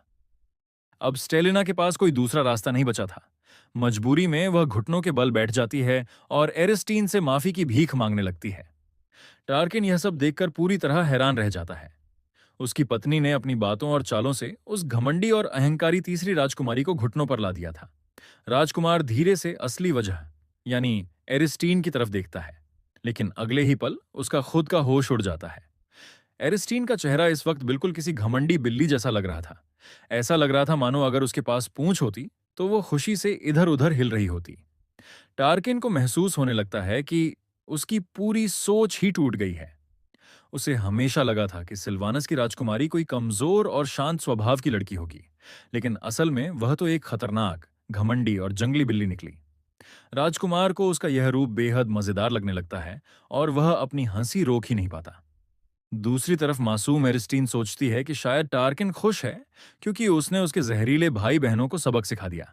लेकिन हमारी हीरोइन का खेल अभी खत्म नहीं हुआ था क्योंकि असली ग्रैंड फिनाले अभी बाकी था। वह धीरे से खड़ी होती है और स्टेलिना के पास चलकर जाती है, फिर एक दयालु और महान औरत होने का नाटक करने लगती है। स्टेलिना भी उसकी एक्टिंग में फंस जाती है क्योंकि उसे याद आता है कि एरिस्टीन ने खुद कभी उसे डांटा नहीं था और ना ही माफी मांगने के लिए मजबूर किया था। एरिस्टीन ऐसे व्यवहार करती है मानो स्टेलिना बेवजह इतना बड़ा ड्रामा कर रही हो। वह उसे घुटनों से उठने के लिए कहती है और मदद करने के लिए अपना हाथ आगे बढ़ाती है, लेकिन राहत महसूस करने के बजाय स्टेलिना के चेहरे पर डर छा जाता है। एरिस्टीन का यह व्यवहार उसे अपने पिता यानी राजा की याद दिला रहा था। नेफर दोनों लड़कियों को ध्यान से देखता है और एरिस्टीन की चालों से काफी प्रभावित हो जाता है। उसने अपनी राजनीतिक स्थिति का इस्तेमाल करके राजकुमारियों को सबक तो सिखाया, लेकिन साथ ही उसने ध्यान रखा कि मामला जरूरत से ज्यादा ना बढ़े। यानिका अपने पिता को फिर से एरिस्टीन की तरफ मुस्कुराते हुए देखती है और यह बात उसे बिल्कुल पसंद नहीं आती। आखिरकार राजा उनके इस नाटक को रोक देता है और अपने बच्चों को डांटते हुए कहता है कि उन्होंने उनकी चाय का समय खराब कर दिया। तीनों भाई बहन शर्मिंदगी में अपने चेहरे छुपाने लगते हैं। तभी यानिका तुरंत बीच में कूद पड़ती है क्योंकि वह दोबारा अपने पिता का ध्यान पाना चाहती थी। वह भाई बहनों को परेशानी खड़ी करने के लिए डांटती है और यहां तक कि पाला का भी मजाक उड़ाती है कि उसने अपनी ही बहन को सबके सामने डांटा। यानिका दुखी होने का नाटक करते हुए कहती है कि उसे डर है कहीं एरिस्टीन को यहां खुद को अनचाहा महसूस ना हो। हमारी हीरोइन उसका पूरा नाटक ध्यान से देख रही थी। वह लड़की के छोटे से शरीर और दूध जैसी सफेद त्वचा को देखकर उसकी तारीफ करने लगती है। यानिका की दादी विदेशी थीं, इसलिए वह बाकी इलुगो लोगों से अलग दिखती थीं, लेकिन उसकी आंखें बिल्कुल अपने पिता जैसी नीली थीं। एरिस्टीन जानती थी कि यह लड़की रानी की बेटी और हम्मीर की छोटी बहन है। वह शांत नजरों से यानिका को अपनी तरफ आते हुए देखती है, फिर यानिका मुस्कुराकर उससे दोस्त बनने का प्रस्ताव रखती है। उसकी यह बात सुनते ही एरिस्टीन को अपनी छोटी बहन याद आ जाती है। उसे पुराने दिन याद आने लगते हैं जब उसकी गोल मटोल छोटी बहन उसके पीछे पीछे घूमती रहती थी और प्यार से उसे आरी कहकर बुलाती थी। उस प्यारी याद को सोचकर हमारी हीरोइन के चेहरे पर हल्की मुस्कान आ जाती है और वह खुशी खुशी यानिका की दोस्त बनने के लिए मान जाती है। वह कहती है कि दूसरी राजकुमारी उसे अपनी छोटी बहन जैसी लगती है क्योंकि वह भी उतनी ही सुंदर और प्यारी है। ये सुनते ही यानिका गर्व से फूलने लगती है और अपने ही सौंदर्य के सपनों में खो जाती है। वहीं दूसरी तरफ एरिस्टीन अब भी अपनी प्यारी छोटी बहन को याद कर रही थी। वह लड़की बचपन से ही इतनी क्यूट थी कि एक छोटे बच्चे के रूप में भी सबका दिल जीत लेती थी। लेकिन वही प्यारी और मासूम बनने वाली छोटी बहन वही थी जिसने एरिस्टीन को पूरे 10 साल तक कैद में सड़ने दिया था। उधर टार्किन इस समय बिल्कुल खुश नहीं था। परेशान करने वाली यानिका उसके और उसकी नई पत्नी के बीच आकर बैठ गई थी और एरिस्टीन का सारा ध्यान अपनी तरफ खींच चुकी थी। दूसरी राजकुमारी टार्किन के चिढ़े हुए चेहरे को देखकर अंदर ही अंदर बहुत खुश हो रही थी। उसे पूरा भरोसा था कि एरिस्टीन को अपनी दोस्त बनाना उसके लिए बच्चों का खेल होगा। आखिर सिल्वानस की राजकुमारी एक ऐसी शादी में फंसी हुई थी जहां प्यार नाम की कोई चीज नहीं थी। उसे किसी हैंडसम और रोमांटिक पति की जगह खतरनाक योद्धाओं वाले महल में भेजा गया था। ऊपर से इलुगो की बाकी औरतें भी लंबी, सख्त और डरावनी थीं, इसलिए एरिस्टीन खुद को यहां अकेला और असहज ही महसूस करेगी। यानिका सोचती है कि एरिस्टीन उसे जरूर पसंद करेगी क्योंकि उसका प्यारा चेहरा उसे अपने परिवार की याद दिलाता होगा। असल में वह एरिस्टीन की दोस्त बनना नहीं चाहती थी, लेकिन अपने पिता को खुश करने के लिए वह लड़की के साथ करीब होने का नाटक करने के लिए तैयार थी। यानिका तुरंत अपना खेल शुरू करती है और एरिस्टीन से कहती है कि वह अपनी सारी परेशानियां उसे खुलकर शेयर कर सकती है। वह मीठी आवाज में वादा करती है कि राजकुमारी की हर इच्छा पूरी करने में उसकी मदद करेगी। हालांकि सच तो यह था कि वह उसे गलत और जहरीली सलाह देने वाली थी। हमारी हीरोइन उसकी एक्टिंग को ध्यान से देखती है और फिर खुद भी अपना नाटक शुरू करने का फैसला करती है। वह उदास चेहरा बनाकर यानिका से पूछती है कि क्या वह उसे अनौपचारिक तरीके से बुला सकती है। बाहर से शांत दिखने वाली यानिका अंदर ही अंदर चीख रही थी, लेकिन फिर भी वह मुस्कुराकर कहती है कि अभी इतनी जल्दी ऐसा करना ठीक नहीं होगा। ये सुनते ही एरिस्टीन का चेहरा टूटे हुए दिल जैसा हो जाता है। वह दुखी आवाज में कहती है कि क्या यानिका सिर्फ करीब होने का नाटक करके उसे धोखा दे रही थी। वह इतनी मासूम और नाजुक दिख रही थी जैसे कोई कोमल फूल हो। फिर वह माफी मांगते हुए कहती है कि वह लोगों से घुलने मिलने में बहुत खराब है। यानिका अंदर ही अंदर जल उठती है क्योंकि सिर्फ हमीर को ही उसे अपनी छोटी बहन कहने का अधिकार था, लेकिन मजबूरी में उसे एरिस्टीन की बात माननी पड़ती है। हमारी हीरोइन चमकती मुस्कान के साथ खुश हो जाती है, जबकि दूसरी राजकुमारी मानसिक यातना से गुजर रही थी। यानिका मुस्कुराकर एरिस्टीन का साथ देती है, लेकिन मन ही मन उसे बेवकूफ और माहौल ना समझने वाली लड़की कहकर कोस रही थी। फिर वह खुद भी अनौपचारिक तरीके से बात करने की कोशिश करती है, लेकिन एरिस्टीन तुरंत उसे मना कर देती है। वह कहती है कि उसकी छोटी बहन बचपन में भी नियम नहीं तोड़ती थी। ये सुनते ही यानिका को ऐसा लगता है जैसे उसकी आत्मा ही टूट गई हो। यहाँ तक कि मार्टिन भी अपनी हंसी नहीं रोक पाता। यानिका तुरंत अपना गुस्सा उसी पर निकालती है और उसे हंसने के लिए डांटने लगती है। एरिस्टीन उन दोनों को पूरी तरह नजरअंदाज कर देती है और अपनी नजर राजा के सामने रखी प्रिंट जेली पर टिकाती है। यानिका तुरंत सतर्क हो जाती है क्योंकि उसे लगता है कि यह लड़की फिर से उसके पिता का ध्यान छीनने वाली है। लेकिन जब वह देखती है कि एरिस्टीन की नजर सिर्फ जेली पर है, तब जाकर थोड़ा शांत होती है। दूसरी राजकुमारी के चेहरे पर घमंडी मुस्कान आ जाती है क्योंकि उसके पिता हमेशा वही प्रिंट जेली उसे दिया करते थे। वह इंतजार करने लगती है कि जैसे ही एरिस्टीन जेली उठाने वाली होगी, वह मीठी आवाज में अपने पिता से उसे देने के लिए कहेगी। लेकिन इस बार निराश होने की बारी उसकी थी। हमारी हीरोइन का खुद जेली खाने का कोई इरादा ही नहीं था। वह तो उसे खुद इलुगो के राजा को खिलाने वाली थी। वहां मौजूद हर इंसान यह देखकर दंग रह जाता है, लेकिन एरिस्टीन बिल्कुल परेशान नहीं दिखती। वह तो राजा से आराम से मुंह खोलने तक के लिए कह देती है। राजा को अपनी आंखों पर विश्वास नहीं होता, लेकिन जब वह राजकुमारी से सवाल करता है तो वह उसे पिताजी कहकर बुला देती है। यह सुनते ही यानिका का गुस्सा सातवें आसमान पर पहुंच जाता है और मार्टिन को उसे पकड़कर शांत करना पड़ता है। टार्किन मजाक उड़ाते हुए कहता है कि अब एरिस्टीन भी उनके परिवार का हिस्सा है। वह यानिका को उसकी ही बात याद दिलाता है कि उसने एरिस्टीन को अपनी बहन जैसा मानने का वादा किया था। फिर पूछता है कि क्या वह सब नकली था। ये सुनते ही यानिका का चेहरा नीला पड़ जाता है और उसके मुंह से ढंग से शब्द तक नहीं निकलते। लेकिन एरिस्टीन उन सबको नजरअंदाज कर देती है और सिर्फ इतना कहती है कि अगर राजा असहज महसूस करें तो वह रुक जाएगी। राजा जवाब देने के बजाय सीधे उसके हाथों से जेली खा लेता है। एक बार फिर पूरा कमरा सदमे में जम जाता है क्योंकि उनका सख्त और डरावना सम्राट इस वक्त किसी छोटे बच्चे की तरह व्यवहार कर रहा था। वह खुशी खुशी मिठाई खाता है और एरिस्टीन को उसे पिता कहने की अनुमति भी दे देता है। महल की नौकरानियां राहत की सांस लेती हैं क्योंकि उन्हें डर था कि राजा लड़की पर चिल्ला देगा। राजा ने आज तक कभी उनकी दी हुई जेली नहीं खाई थी, इसलिए अब सबको लगने लगा कि यह राजकुमारी सच में खास है। पूरे कमरे में खुशी का माहौल था, सिवाय यानिका के। वह तो गुस्से से मरने वाली थी। डर के मारे उसका शरीर कांपने लगता है क्योंकि उसे शक होने लगता है कि कहीं सिल्वानस की राजकुमारी उसके पिता का राज तो नहीं जानती। एरिस्टीन लगातार राजा को जेली खिलाती रहती है और शाही भाई बहन सदमे में लगभग पत्थर बन जाते हैं। राजा अब तक 3 जेली खा चुका था, लेकिन फिर भी वह किसी आज्ञाकारी चिड़िया के बच्चे की तरह मुंह खोलकर खाता जा रहा था। एरिस्टीन स्वाद की पुष्टि करने के लिए रुकती है और राजा खुशी खुशी मिठाई की तारीफ करने लगता है। दूसरी तरफ टार्किन घिन भरी नजरों से यह सब देख रहा था क्योंकि उसका घमंडी पिता इस वक्त अपनी सारी गरिमा खो चुका था। हमारी हीरोइन के लिए हिलती डुलती जेली को उठाना काफी मुश्किल हो रहा था, लेकिन वह खुश थी कि उसने पहले से इसकी प्रैक्टिस कर रखी थी। सिल्वान साम्राज्य में रहते हुए वह सिर्फ सम्राट की आंख के जरिए देख सकती थी कि उसकी छोटी बहन अपने पिता को कैसे खिलाती थी।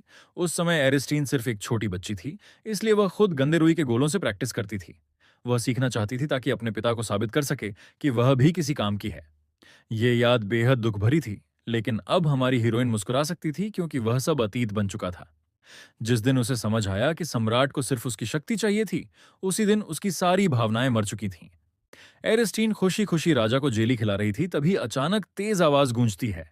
यानिका अपने गुस्से पर काबू नहीं रख पाती और अचानक एक कप तोड़ देती है। लेकिन अपनी गलती मानने के बजाय वह नौकरानियों को डांटने लगती है और उन्हें निकम्मा कहती है।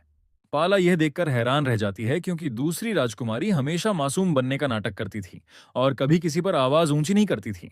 एरिस्टीन भी उसकी चीख सुनकर चौंक जाती है और उसके हाथ से छोटी जेली की गेंद नीचे गिर जाती है। हमारी हीरोइन दोबारा उसे उठाने की कोशिश करती है और तभी उसे समझ आता है कि आखिर राजा ने कभी खुद यह जेली खाने की कोशिश क्यों नहीं की। दरअसल अलुगो के सम्राट का एक ऐसा राज था जिसके बारे में पूरे महल में कोई नहीं जानता था। यानिका असल में अपने पिता की प्रीण जेली खुद नहीं चाहती थी। वो तो सिर्फ राजा का राज छुपाने में उसकी मदद कर रही थी। सच ये था कि नेफर की दाहिनी कलाई बुरी तरह घायल थी। अगर राजा की इस हालत की खबर बाहर फैल जाती तो उसका अधिकार कमजोर पड़ जाता, सैनिकों का मनोबल टूट जाता और पूरे राज्य में डर और अफरा तफरी मच जाती। इसी वजह से नेफर इस राज्य को हर हाल में छुपाना चाहता था, इसलिए वह हमेशा फिसलने वाली प्रीण जेली से बचता रहता था। लेकिन मुश्किल यह थी कि वही जेली अलुगो का आधिकारिक भोजन थी और हर बड़े समारोह में उसे परोसा जाता था। राजा की इस हालत के बारे में सिर्फ उसके निजी वैद्य और राजकुमारी यानिका को ही पता था। यानिका ने इसी राज्य का फायदा उठाया। बड़े आयोजनों में वह हमेशा राजा से उसकी जेली खुद को देने के लिए कहती थी। धीरे धीरे परिषद के लोगों ने दोनों को साथ जेली खाते देखा और उन्हें लगने लगा कि राजकुमारी ने राजा के ठंडे दिल को पिघला दिया है। टार्किन भले ही राजा का सबसे पसंदीदा बेटा था, लेकिन यानिका निश्चित रूप से उसकी सबसे प्यारी बेटी मानी जाती थी। दूसरी राजकुमारी ने इस छोटी सी घटना का इस्तेमाल अपनी छवि सुधारने और अपने भाई के लिए ज्यादा राजनीतिक समर्थन जुटाने में किया। ये चालाकी भरा कदम जरूर था, लेकिन हमारी हीरोइन दूसरी राजकुमारी से अंदर ही अंदर नफरत करने लगी थी। एरिस्टीन हमेशा सोचती थी कि यानिका अपने पिता की जेली खुद खाने के बजाय उन्हें अपने हाथों से खिला भी सकती थी।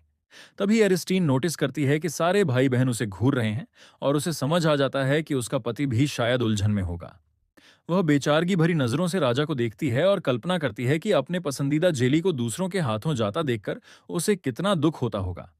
अब उसे डर लगने लगता है कि कहीं राजा इस बात पर नाराज ना हो जाए कि उसने उसे किसी छोटे बच्चे की तरह खिलाया। एरिस्टीन ने कभी लोगों के बीच रहकर जिंदगी नहीं बिताई थी, इसलिए उसे बिल्कुल अंदाजा नहीं था कि राजा इस व्यवहार पर कैसी प्रतिक्रिया देगा। लेकिन नेफर गुस्सा नहीं होता। उल्टा वह सिल्वानस की राजकुमारी को देखकर मुस्कुरा देता है। वह आराम से चाय पीते हुए मन ही मन खुश होता है कि उसने यह शादी स्वीकार की। राजा नरम आवाज में कहता है कि एरिस्टीन ने आज उसे सच में खुश कर दिया है, इसलिए वह उसे कोई इनाम देना चाहता है। लेकिन हमारी हीरोइन का ध्यान कहीं और खो चुका था क्योंकि राजा ने अभी उसे उसके निकनेम से बुलाया था।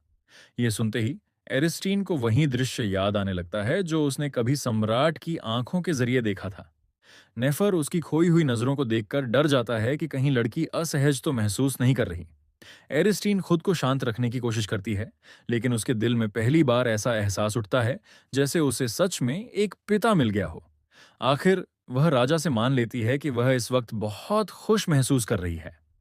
उसके चेहरे पर इतनी बड़ी मुस्कान थी क्योंकि उसकी सारी मेहनत और प्रैक्टिस आखिरकार सफल हो गई थी। आरी झूठी शर्म दिखाने की कोशिश नहीं करती और सीधे कह देती है कि उसकी भी एक इच्छा है। ये सुनते ही आसपास खड़े सेवकों के चेहरे डर से बदल जाते हैं, लेकिन राजा उत्सुक होकर उसकी मांग सुनने के लिए तैयार हो जाता है। उसे लगता है कि शायद लड़की कोई जमीन, महल या कीमती गहने मांगने वाली है। लेकिन तभी एरिस्टीन अपनी नजर टार्किन की तरफ घुमाती है क्योंकि अब आखिरकार उसके असली मकसद को सामने लाने का समय आ चुका था। सिल्वानस की राजकुमारी शांत लेकिन आत्मविश्वास भरी आवाज में कहती है कि वह अलुगो की प्रतिष्ठा बचाना चाहती है। कमरे में मौजूद हर इंसान की आंखें हैरानी से फैल जाती हैं क्योंकि उन्हें अपने कानों पर यकीन ही नहीं होता। एरिस्टीन फिर से टार्किन की तरफ देखती है क्योंकि वह उसे अपनी काबिलियत साबित करके उसका भरोसा जीतना चाहती थी। उसके चेहरे पर हल्की मुस्कान आ जाती है क्योंकि वह कल्पना कर रही थी कि जल्द ही टार्किन बिना पढ़े ही उसके बिजनेस कॉन्ट्रैक्ट पर साइन कर। टार्किन अपनी नई दुल्हन को लगातार घूर रहा था। कमरे से बाहर आने के बाद से उसने एक शब्द तक नहीं कहा था। अभी कुछ देर पहले ही उसने अपनी बातों से सबको हिला दिया था, लेकिन अब वह किसी अमर देवी की तरह शांत चल रही थी। राजकुमार के होठों पर हल्की मुस्कान आ जाती है। उसे लगता है कि उसकी दुल्हन जानबूझकर मुश्किल बनने का नाटक कर रही है और वह भी ये खेल खेलने के लिए तैयार था। वह उसके पीछे चलता है और उससे कुछ मिनट देने की विनती करने लगता है। एरिस्टीन सीधा कह देती है कि वह बहुत व्यस्त है, लेकिन जब टार्किन बार बार विनती करता है तब जाकर वह मानती है। दोनों एक शांत जगह पर रुकते हैं और आखिरकार टार्किन मान लेता है कि शायद यह लड़की सच में काम की हो सकती है। उसे अपने भाई बहनों को बेवकूफ बनते देखना काफी मजेदार लगा था। ये सुनते ही एरिस्टीन फिर से उस घमंडी बिल्ली में बदल जाती है। उसके चेहरे पर फैली हुई अकड़ भरी मुस्कान बेहद चिढ़ाने वाली थी। टार्किन उसकी ऊंची उड़ती हुई शक्ल देख लेता है। उसे समझ आ जाता है कि लड़की और तारीफ सुनने का इंतजार कर रही है, इसलिए वह अचानक चुप हो जाता है। एरिस्टीन उसके इस अचानक बदलते व्यवहार से हैरान रह जाती है और तुरंत याद दिलाती है कि उसने राजा का समर्थन हासिल कर लिया है। लेकिन टार्किन बिल्कुल शांत आवाज में कहता है कि उसके पास पहले से ही अपने पिता का पूरा ध्यान है। यह सुनते ही एरिस्टीन गुस्से से उसे घूरती है और मुंह फेर लेती है। वह चिढ़कर पूछती है कि अगर वह काम की नहीं है तो फिर वह उससे बात ही क्यों कर रहा है।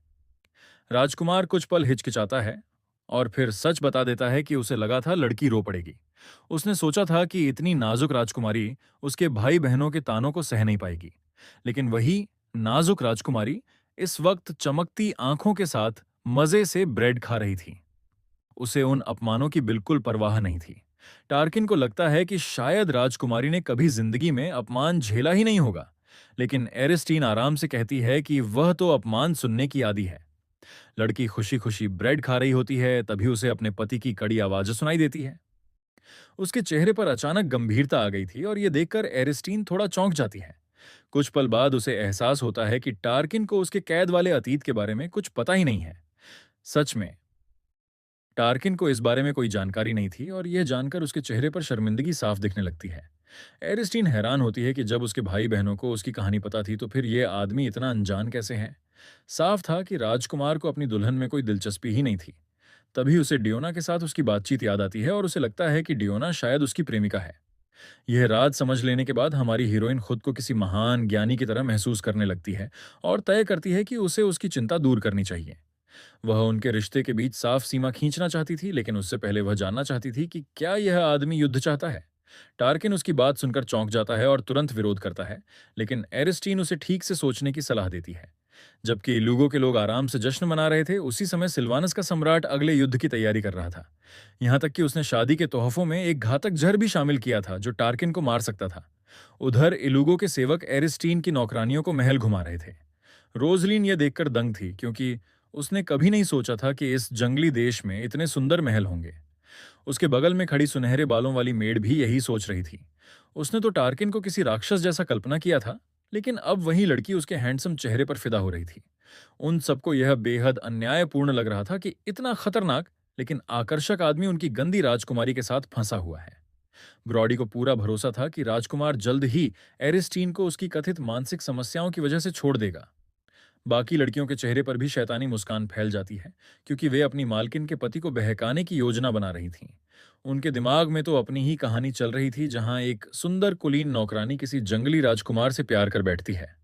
तभी एक सिल्वानस नाइट उनकी कल्पनाओं को तोड़ते हुए खबर देता है कि एरिस्टीन अभी अभी अलुगो के राजा के साथ अकेले मुलाकात करके आई है। ये सुनते ही रोजलीन गुस्से से आगबूला हो जाती है और उस सैनिक को डांटती है कि उसने राजकुमारी को रोका क्यों नहीं। सुनहरे बालों वाला सैनिक समझाता है कि जब तक उसे खबर मिली तब तक मुलाकात खत्म हो चुकी थी और इस समय एरिस्टीन उस जंगली राजकुमार के साथ एक और निजी बातचीत कर रही थी। रोजलिन गुस्से में दांत पीसने लगती है और अपनी परेशान करने वाली मालकिन के बारे में सोचती है। वह मन ही मन कसम खाती है कि जल्द ही वह लड़की को उसकी औकात याद दिलाएगी। दूसरी तरफ एरिस्टीन लगातार टार्किन को देख रही थी, क्योंकि वह जानना चाहती थी कि क्या वह युद्ध चाहता है। टार्किन मानता है कि दूसरे लोग लड़ाई में रुचि रखते होंगे, लेकिन वह सिर्फ शांति चाहता है। यह जवाब सुनकर एरिस्टीन खुश हो जाती है, क्योंकि उसके मुताबिक युद्ध शुरू करने का सबसे तेज तरीका उसे मार देना होगा। यह सुनते ही टार्किन का हाथ कसकर बंद हो जाता है। वह उसकी बेरुखी देखकर हैरान था।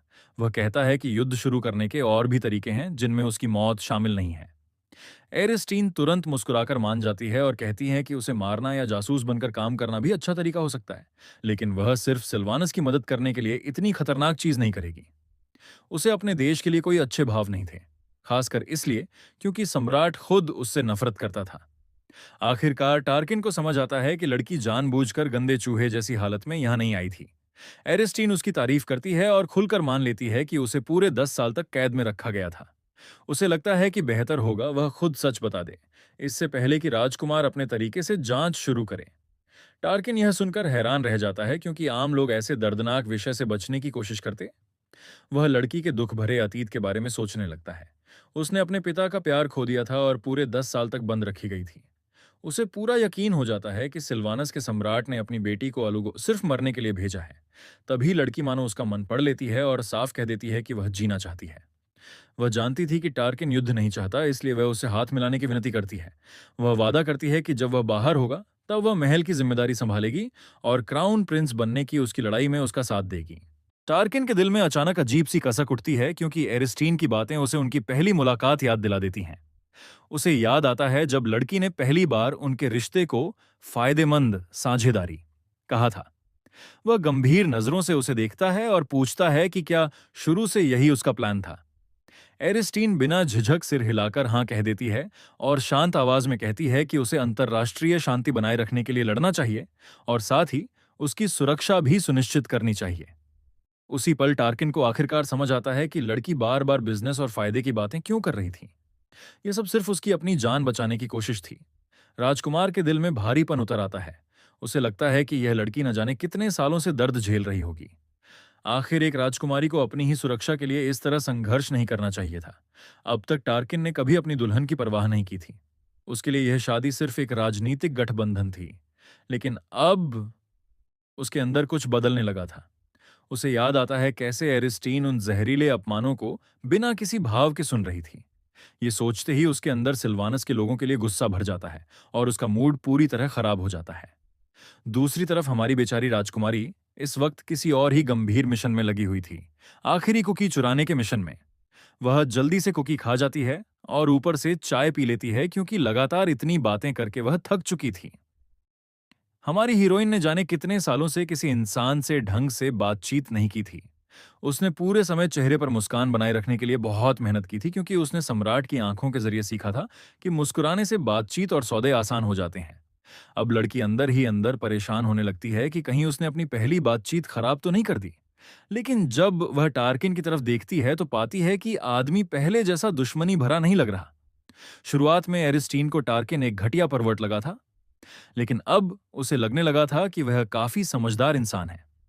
राजकुमारी थोड़ी घबराई हुई थी क्योंकि वह सोच रही थी कि शायद अब सौदा पक्का करने का सही समय है। फिर धीरे से टार्किन को अपना पार्टनर कहती है और उसे सपोर्ट करने और उसकी रक्षा करने का प्रस्ताव देती है। ये शब्द सुनते ही टार्किन थोड़ा चौंक जाता है, लेकिन सेरिस्टीन तुरंत उसे याद दिलाती है कि यह एक तयशुदा शादी है। आखिरकार राजकुमार मुस्कुराकर उसकी बात मान लेता है और दोनों हाथ मिलाते हैं। हमारी हीरोइन के मन में तुरंत एक खुशहाल भविष्य की तस्वीर बनने लगती है। शायद वे एक दूसरे से प्यार ना करें, लेकिन कम से कम अच्छे बिजनेस पार्टनर जरूर बन सकते हैं। लेकिन टार्किन उसी पल एक बहुत बड़ी गलती कर बैठता है जब वह मासूमियत से पूछ लेता है कि क्या उसे और कुछ चाहिए। बस फिर क्या था, आरी के अंदर छिपी हुई लालची बिजनेस वुमन फिर जाग उठती है। वह चमकती आंखों के साथ कहती है कि उसके पास एक और शानदार बिजनेस आइडिया है। ये सुनते ही राजकुमार पूरी तरह सुन्न पड़ जाता है। ऐसा लगता है मानो उसकी आत्मा ही शरीर छोड़ने वाली हो। लड़की उसकी घृणा भरी नजरों को नोटिस कर लेती है और जल्दी जल्दी सफाई देने लगती है कि वह कोई लालची पैसों की दीवानी और धन के पीछे भागने वाली राजकुमारी नहीं है। हाँ, इसके लिए उसे सच में बहुत किस्मत चाहिए थी। कुछ घंटों बाद मुरझाई हुई पत्ता गोभी जैसी हालत में एरिस्टीन अपने कमरे की तरफ लौट रही थी। उसे समझ ही नहीं आ रहा था कि आखिर लोग उसके इतने शानदार बिजनेस आइडियाज को बार बार रिजेक्ट क्यों कर देते हैं। लड़की रास्ते भर यही सोचती रहती है कि आखिर अपने पति का भरोसा कैसे जीता जाए। तभी उसकी नजर सुनहरे बालों वाले सिल्वानस नाइट पर पड़ती है। वह आदमी शेर की तरह गरजते हुए उसे डांटना शुरू कर देता है।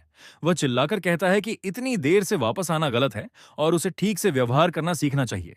असल में कुछ देर पहले शाही नौकरानियों ने उसे बुरी तरह डांटा था और अब वह अपना गुस्सा एरिस्टीन पर निकालकर बदला लेना चाहता था। वह जंगली सुअर जैसा नाइट एरिस्टीन पर टूट पड़ने ही वाला था कि तभी उसकी नजर आरी के पीछे खड़े बेहद हैंडसम टार्किन पर पड़ती है। अगले ही पल उसका पूरा रवैया बदल जाता है। वह तुरंत शांत हो जाता है और डर के मारे उसका चेहरा सख्त पड़ जाता है। टार्किन उस आदमी का यह व्यवहार देखकर हैरान रह जाता है, लेकिन वह नाइट उल्टा उसे ही चेतावनी देता है कि सिल्वानस के मामलों में दखल देना बंद करे। फिर वह एरिस्टीन की तरफ देखकर कहता है कि वह अपने इस जंगली राजकुमार को काबू में रखे। हमारी हीरोइन मासूम बनने का नाटक करते हुए दोनों हाथ ऊपर उठा देती है, मानो उसे कुछ समझ ही ना आ रहा हो। तभी टार्किन के चेहरे पर शैतानी मुस्कान फैल जाती है। वह नाइट को याद दिलाता है कि अब एरिस्टीन उसकी दुल्हन है। उसे ऐसे कुत्ते की कोई जरूरत नहीं जो अपने मालिक की बात ना माने। इतना कहकर वह उस नाइट को जोरदार लात मार देता है। बेचारा आदमी हवा में उड़ता हुआ कई बार जमीन पर लुढ़कता है और आखिर जाकर दूर गिरता है। पीछे खड़ी एरिस्टीन उसकी दर्द भरी चीखें सुनती है और मजे से अपने पति के लिए हवा में परफेक्ट स्कोर कार्ड दिखाने लगती है। अलुगो का राजकुमार उस आदमी को अपने पैरों के नीचे दबाए खड़ा था, लेकिन फिर भी वह नाइट अपनी ऊंची हैसियत का घमंड दिखाता रहता है। वह यहां तक कह देता है कि वह टार्किन के खिलाफ शिकायत दर्ज करवाएगा। ये सुनकर वह जंगली राजकुमार हंस पड़ता है और अपनी पत्नी की तरफ देखता है। क्योंकि वह नाइट एरिस्टीन का आदमी था, इसलिए वह फैसला उसी पर छोड़ देता है कि उसे क्या सजा दी जाए। टार्किन उत्सुक होकर देखना चाहता था कि राजकुमारी आखिर क्या करेगी। दूसरी तरफ सिल्वानस का नाइट थोड़ी हिम्मत जुटाकर एरिस्टीन को आदेश देता है कि वह तुरंत राजकुमार को हटाए। वह गुस्से से उस बेवकूफ राजकुमारी को घूरता है और सोचता है कि आखिर वह अभी तक उसे बचाने क्यों नहीं आई। एरिस्टीन उसकी इस बेहया हिम्मत पर सच में हैरान थी। इतनी पिटाई खाने के बाद भी वह उसे अपमानित करने की हिम्मत कर रहा था। लेकिन लड़की तो उसकी घमंडी आदतों की पहले से आदी थी। पूरे सफर के दौरान वह आदमी हमेशा उसे गंदी बातें कहकर अपमानित करता था। यहां तक कि उसकी खूबसूरत बॉडी पर गंदी नजरें डालने की हिम्मत भी करता था। एरिस्टीन गाड़ी के अंदर बैठी उसकी सारी घिनौनी बातें सुनती रहती थी। वह नाइट कहता था कि उसके साथ सोना उसके लिए सम्मान की बात होगी और शादी से पहले ही उसके साथ जबरदस्ती करने की योजना बनाता रहता था। जब भी एरिस्टीन कपड़े बदलने की कोशिश करती, वह खिड़की से झांक कर उसे देखने की कोशिश करता। एरिस्टीन समझ ही नहीं पाती कि जिसने उसे इतना घिनौना व्यवहार दिया, वह अब उससे मदद मांगने की हिम्मत कैसे कर सकता है। आखिरकार राजकुमारी तय करती है कि अब उसे सबक सिखाना ही पड़ेगा। वह धीरे से टार्किन के पास जाती है, उसका हाथ पकड़कर हल्का सा दबाती है और चेहरे पर बड़ी प्यारी मुस्कान ले आती है। बेचारा भोला नाइट सोचने लगता है कि अब राजकुमारी उसे बचाने वाली है। यहां तक कि टार्किन भी थोड़ा निराश हो जाता है। लेकिन अगले ही पल एरिस्टीन ऐसा कदम उठाती है जिसकी किसी ने कल्पना तक नहीं की थी। वह मुस्कुराकर कहती है कि अब वह और उसका पति एक हैं, इसलिए उन्हें इस गंदे नाइट को साथ मिलकर कुचलना चाहिए। ये सुनते ही दोनों आदमी पूरी तरह स्तब्ध रह जाते हैं। लेकिन अगले ही पल टार्किन जोर जोर से हंसने लगता है। उसे अपनी पत्नी का फैसला बेहद पसंद आया था। अब जाकर उस घमंडी नाइट को सच में डर महसूस होने लगता है। लेकिन तब तक बहुत देर हो चुकी थी। अगले ही पल टार्किन के न्याय वाले जूते सीधा उसके सिर पर गिरते हैं। महल के बाहर खड़ी नौकरानियां जोरदार चीख सुनती हैं और सोचने लगती हैं कि क्या कहीं कोई सुअर काटा जा रहा है। और सच कहें तो वह सुअर इस वक्त दीवार से टिककर बैठा था। उसके बालों पर जूते का निशान था और कई दांत गायब हो चुके थे। टार्किन आखिरकार उस नाइट का मामला खत्म करता है और अपने आदमियों को उसे जेल में डालने का आदेश देता है। दूसरी तरफ एरिस्टीन अपने पति की मजबूत बॉडी को देखकर अंदर ही अंदर जलने लगती है। उसे उसकी जबरदस्त ताकत से ईर्ष्या हो रही थी, लेकिन टार्किन उसकी गर्म नजरों को महसूस करके शर्माते हुए मुंह फेर लेता है। बेचारे राजकुमार को बिल्कुल अंदाजा नहीं था कि उसकी नई पत्नी अभी भी उसे परवट समझती है। एरिस्टीन मन ही मन फैसला करती है कि अगर वह सिर्फ बुरे लोगों को पीटता रहेगा, तो वह उसकी अजीब इच्छाओं का पूरा साथ देगी। उधर बेचारा राजकुमार अचानक अपनी पीठ के पीछे खतरनाक आभा महसूस करता है और डर के मारे कांप उठता है। क्योंकि एरिस्टीन और टार्किन की अभी आधिकारिक शादी नहीं हुई थी, इसलिए उसे अस्थायी कमरे में रखा गया था। लेकिन हमारी हीरोइन तो इस बड़े और आरामदायक कमरे को देखकर बेहद खुश थी। उसे हमेशा लगा था कि वह अलूगो में आकर मर जाएगी, लेकिन यहां उसे इतने अच्छे लोग मिले थे। वह खुशी खुशी अपने अगले टार्किन मीटिंग के बारे में सोच ही रही थी कि तभी कोई अचानक उसका नाम पुकारता है। लड़की चौंक कर पीछे मुड़ती है और अपनी कुलीन महिलाओं को देखकर हैरान रह जाती है। वे सब बेहद नाराज थीं क्योंकि राजकुमारी उन्हें लगातार नजरअंदाज कर रही थी। वे अलुगो की नौकरानियों को कमरे से बाहर भगा देती हैं और एरिस्टीन को चारों तरफ से घेर लेती हैं। फिर उससे जवाब मांगने लगती हैं। लेकिन जहां वे सफाई की उम्मीद कर रही थीं, वहां राजकुमारी अचानक उनसे पूछ बैठती है कि क्या वे जानवरों की भाषा समझती हैं। रोजलीन उसकी बात सुनकर उलझ जाती है, लेकिन तुरंत मौका पाकर उसका अपमान करने लगती है। वह ताना मारते हुए कहती है कि शायद राजकुमारी जानवरों की भाषा समझती होगी, क्योंकि उसकी अक्ल भी कुत्तों जितनी है। ये सुनते ही बाकी सब लड़कियां जोर जोर से हंसने लगती हैं, लेकिन एरिस्टीन सिर्फ गहरी सांस लेकर उन पर तरस खाने लगती है। उसे सच में लगता था कि ये लड़कियां कुत्तों से भी ज्यादा बेवकूफ हैं। ये सुनते ही सारी नौकरानियां गुस्से से जल उठती हैं, लेकिन राजकुमारी आराम से कहती हैं कि उनमें ना वफादारी है ना ईमानदारी। यहाँ तक कि कुत्ते भी उनसे ज्यादा प्यारे होते हैं। पहले एरिस्टीन उनकी बातों को कुत्तों के भौंकने जैसा समझकर नजरअंदाज करने वाली थी, लेकिन अब उसने अपना मन बदल लिया। उसे लगा कि यह कुत्तों के साथ भी अन्याय होगा, क्योंकि कुत्ते इन तीन मूर्खों से कहीं ज्यादा समझदार होते हैं। सिल्वांस में हर शाही महिला के साथ उसकी अपनी लेडीज इन वेटिंग होती थीं। ये लड़कियां ऊंचे खानदानों से आती थीं और साधारण नौकरानियों से अलग होती थीं। वे शाही महिलाओं के कामों में मदद करतीं और उनका साथ निभातीं। इसलिए सिर्फ पढ़ी लिखी कुलीन परिवारों की बेटियां ही इस पद पर आ सकती थीं। लेकिन हमारी हीरोइन का मामला थोड़ा अलग था। उसकी तीनों कुलीन महिलाएं बहुत छोटे और कम दर्जे वाले परिवारों से थीं। वे छोड़ी हुई राजकुमारी की कोई इज्जत नहीं करती थीं और यहां तक कि उसका मासिक खर्चा तक चुरा लेती थीं। रोजलिन गुस्से से कांप उठती है, क्योंकि राजकुमारी ने उनकी बुद्धि का मजाक उड़ाया था। वह धमकी देती है कि वह उसकी शिकायत राजा से करेगी और इंतजार करने लगती है कि एरिस्टीन डरकर माफी मांगेगी। लेकिन हमारी हीरोइन तो बस जम्हाई छुपाते हुए अपने थकाऊ दिन के बारे में सोच रही थी। वह लड़की की हर बात पर आराम से हाँ कह देती है ताकि यह बेकार की बातचीत जल्दी खत्म हो जाए। लेकिन उसका यही शांत रवैया नौकरानियों को और ज्यादा पागल कर देता है, क्योंकि एरिस्टीन कभी भी उनके तानों और बदमाशी पर प्रतिक्रिया ही नहीं देती थी। वे लोग उसके कपड़ों को गंदा कर देते थे, उसके खाने में रेत मिला देते थे, लेकिन फिर भी राजकुमारी हमेशा चुप रहती थी। नौकरानी को पूरा यकीन था कि एरिस्टीन का यही परेशान करने वाला स्वभाव उसकी कैद की वजह बना था। रोजलीन अपनी बदकिस्मती के लिए भी एरिस्टीन को ही दोष देती थी। वह कभी किसी छोड़ी हुई राजकुमारी की सेवा नहीं करना चाहती थी और न ही किसी विदेशी देश में आना चाहती थी। उसके अंदर गुस्सा और दर्द भरा हुआ था, इसलिए उसने फैसला कर लिया कि अब वह राजकुमारी को चोट पहुंचाएगी। वह ठंडी आवाज में एरिस्टीन से कहती है कि अलुगो में उसका सिर्फ एक ही मकसद है, मर जाना। बाकी नौकरानियां यह सुनकर हैरान रह जाती हैं, लेकिन रोजलीन के चेहरे पर घमंडी मुस्कान आ जाती है। उसे लगता था कि राजा की असली योजना सिर्फ वही समझती है।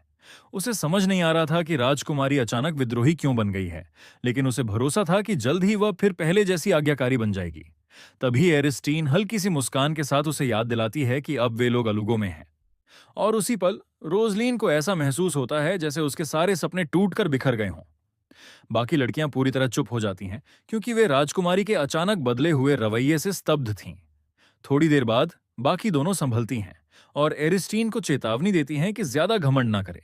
उनके मुताबिक जगह बदलने से कुछ नहीं बदला था, लेकिन राजकुमारी उनकी बात बीच में काट देती है और फिर से उनकी अक्ल की तुलना कुत्तों से करने लगती है। उसके चेहरे पर हल्की मुस्कान फैल जाती है जब वह कहती है कि कुत्तों का काम होता है आज्ञाकारी बने रहना, लेकिन अगर वही कुत्ते जंगली हो जाएं तो उनके मालिक खुद उनका शिकार करके उन्हें खत्म कर देते हैं। ये सुनते ही तीनों नौकरानियां डर जाती हैं। वे तुरंत धमकी देने लगती हैं कि उसकी शिकायत सम्राट से कर देंगी। उन्हें यकीन था कि इलुगो के लोग भी एरिस्टीन से नफरत करते हैं, इसलिए वह ज्यादा खुश ना हो। लेकिन हमारी हीरोइन उनकी मूर्खता देखकर हैरान रह जाती है। उसकी आंखें ठंडी और तेज हो जाती हैं, क्योंकि अब वह सच में उन्हें सबक सिखाने का सोच रही थी। रोजलीन राजकुमारी की डरावनी नजर देखती है और तुरंत कांप उठती है। उसकी दोस्त उसे उकसाती है कि वह राजकुमारी को डांटे, लेकिन लड़की जैसे सदमे में चली गई थी। उसे अचानक उस सिल्वानस नाइट की अफवाह याद आ जाती है जिसकी बुरी तरह पिटाई हुई थी। उस आदमी को सिर्फ इसलिए सजा मिली थी क्योंकि उसने अपने मालिक की बात नहीं मानी थी। रोजलीन डर से भर जाती है, क्योंकि अब उसे समझ आता है कि राजकुमारी इतने सालों से अपनी असली ताकत छुपा रही थी। लड़की ने बेवकूफ बनने का नाटक करके सबको धोखा दिया था। एरिस्टीन ठंडी सांस लेते हुए नौकरानियों से कहती है कि एक अच्छा कुत्ता हमेशा आज्ञाकारी और विनम्र होना चाहिए। फिर वह धीरे से सोचती है कि आखिर उसे ऐसा वफादार कुत्ता कहाँ मिलेगा। तभी अचानक रोजलीन आगे बढ़ती है और गुस्से से एरिस्टीन को घूरने लगती है। एक पल के लिए लगता है कि अब दोनों के बीच जबरदस्त लड़ाई होने वाली है, लेकिन अगले ही सेकंड सब कुछ उल्टा हो जाता है। रोजलीन अचानक घुटनों के बल गिर जाती है और एरिस्टीन के पैरों को पकड़ लेती है। इतना ही नहीं, वह कुत्ते की तरह भौंकना भी शुरू कर देती है। रोजलीन को अब पूरा यकीन हो चुका था कि राजकुमारी अपनी असली ताकत छुपा रही थी, और अगर एरिस्टीन ने बदला लेने का फैसला किया तो सबसे पहला निशाना वही बनेगी, क्योंकि उसने सबसे ज्यादा उसे परेशान किया था। नौकरानी किसी भी हालत में अलुगो में छोड़ी नहीं जाना चाहती थी, इसलिए अपनी जान बचाने के लिए वह सचमुच कुत्ते की तरह भौंकने लगी। दूसरी दोनों लड़कियां इतने बड़े झटके में थीं कि उनके मुंह पूरी तरह खुले रह गए। इस बीच एरिस्टीन के चेहरे पर बहुत बड़ी मुस्कान फैल जाती है।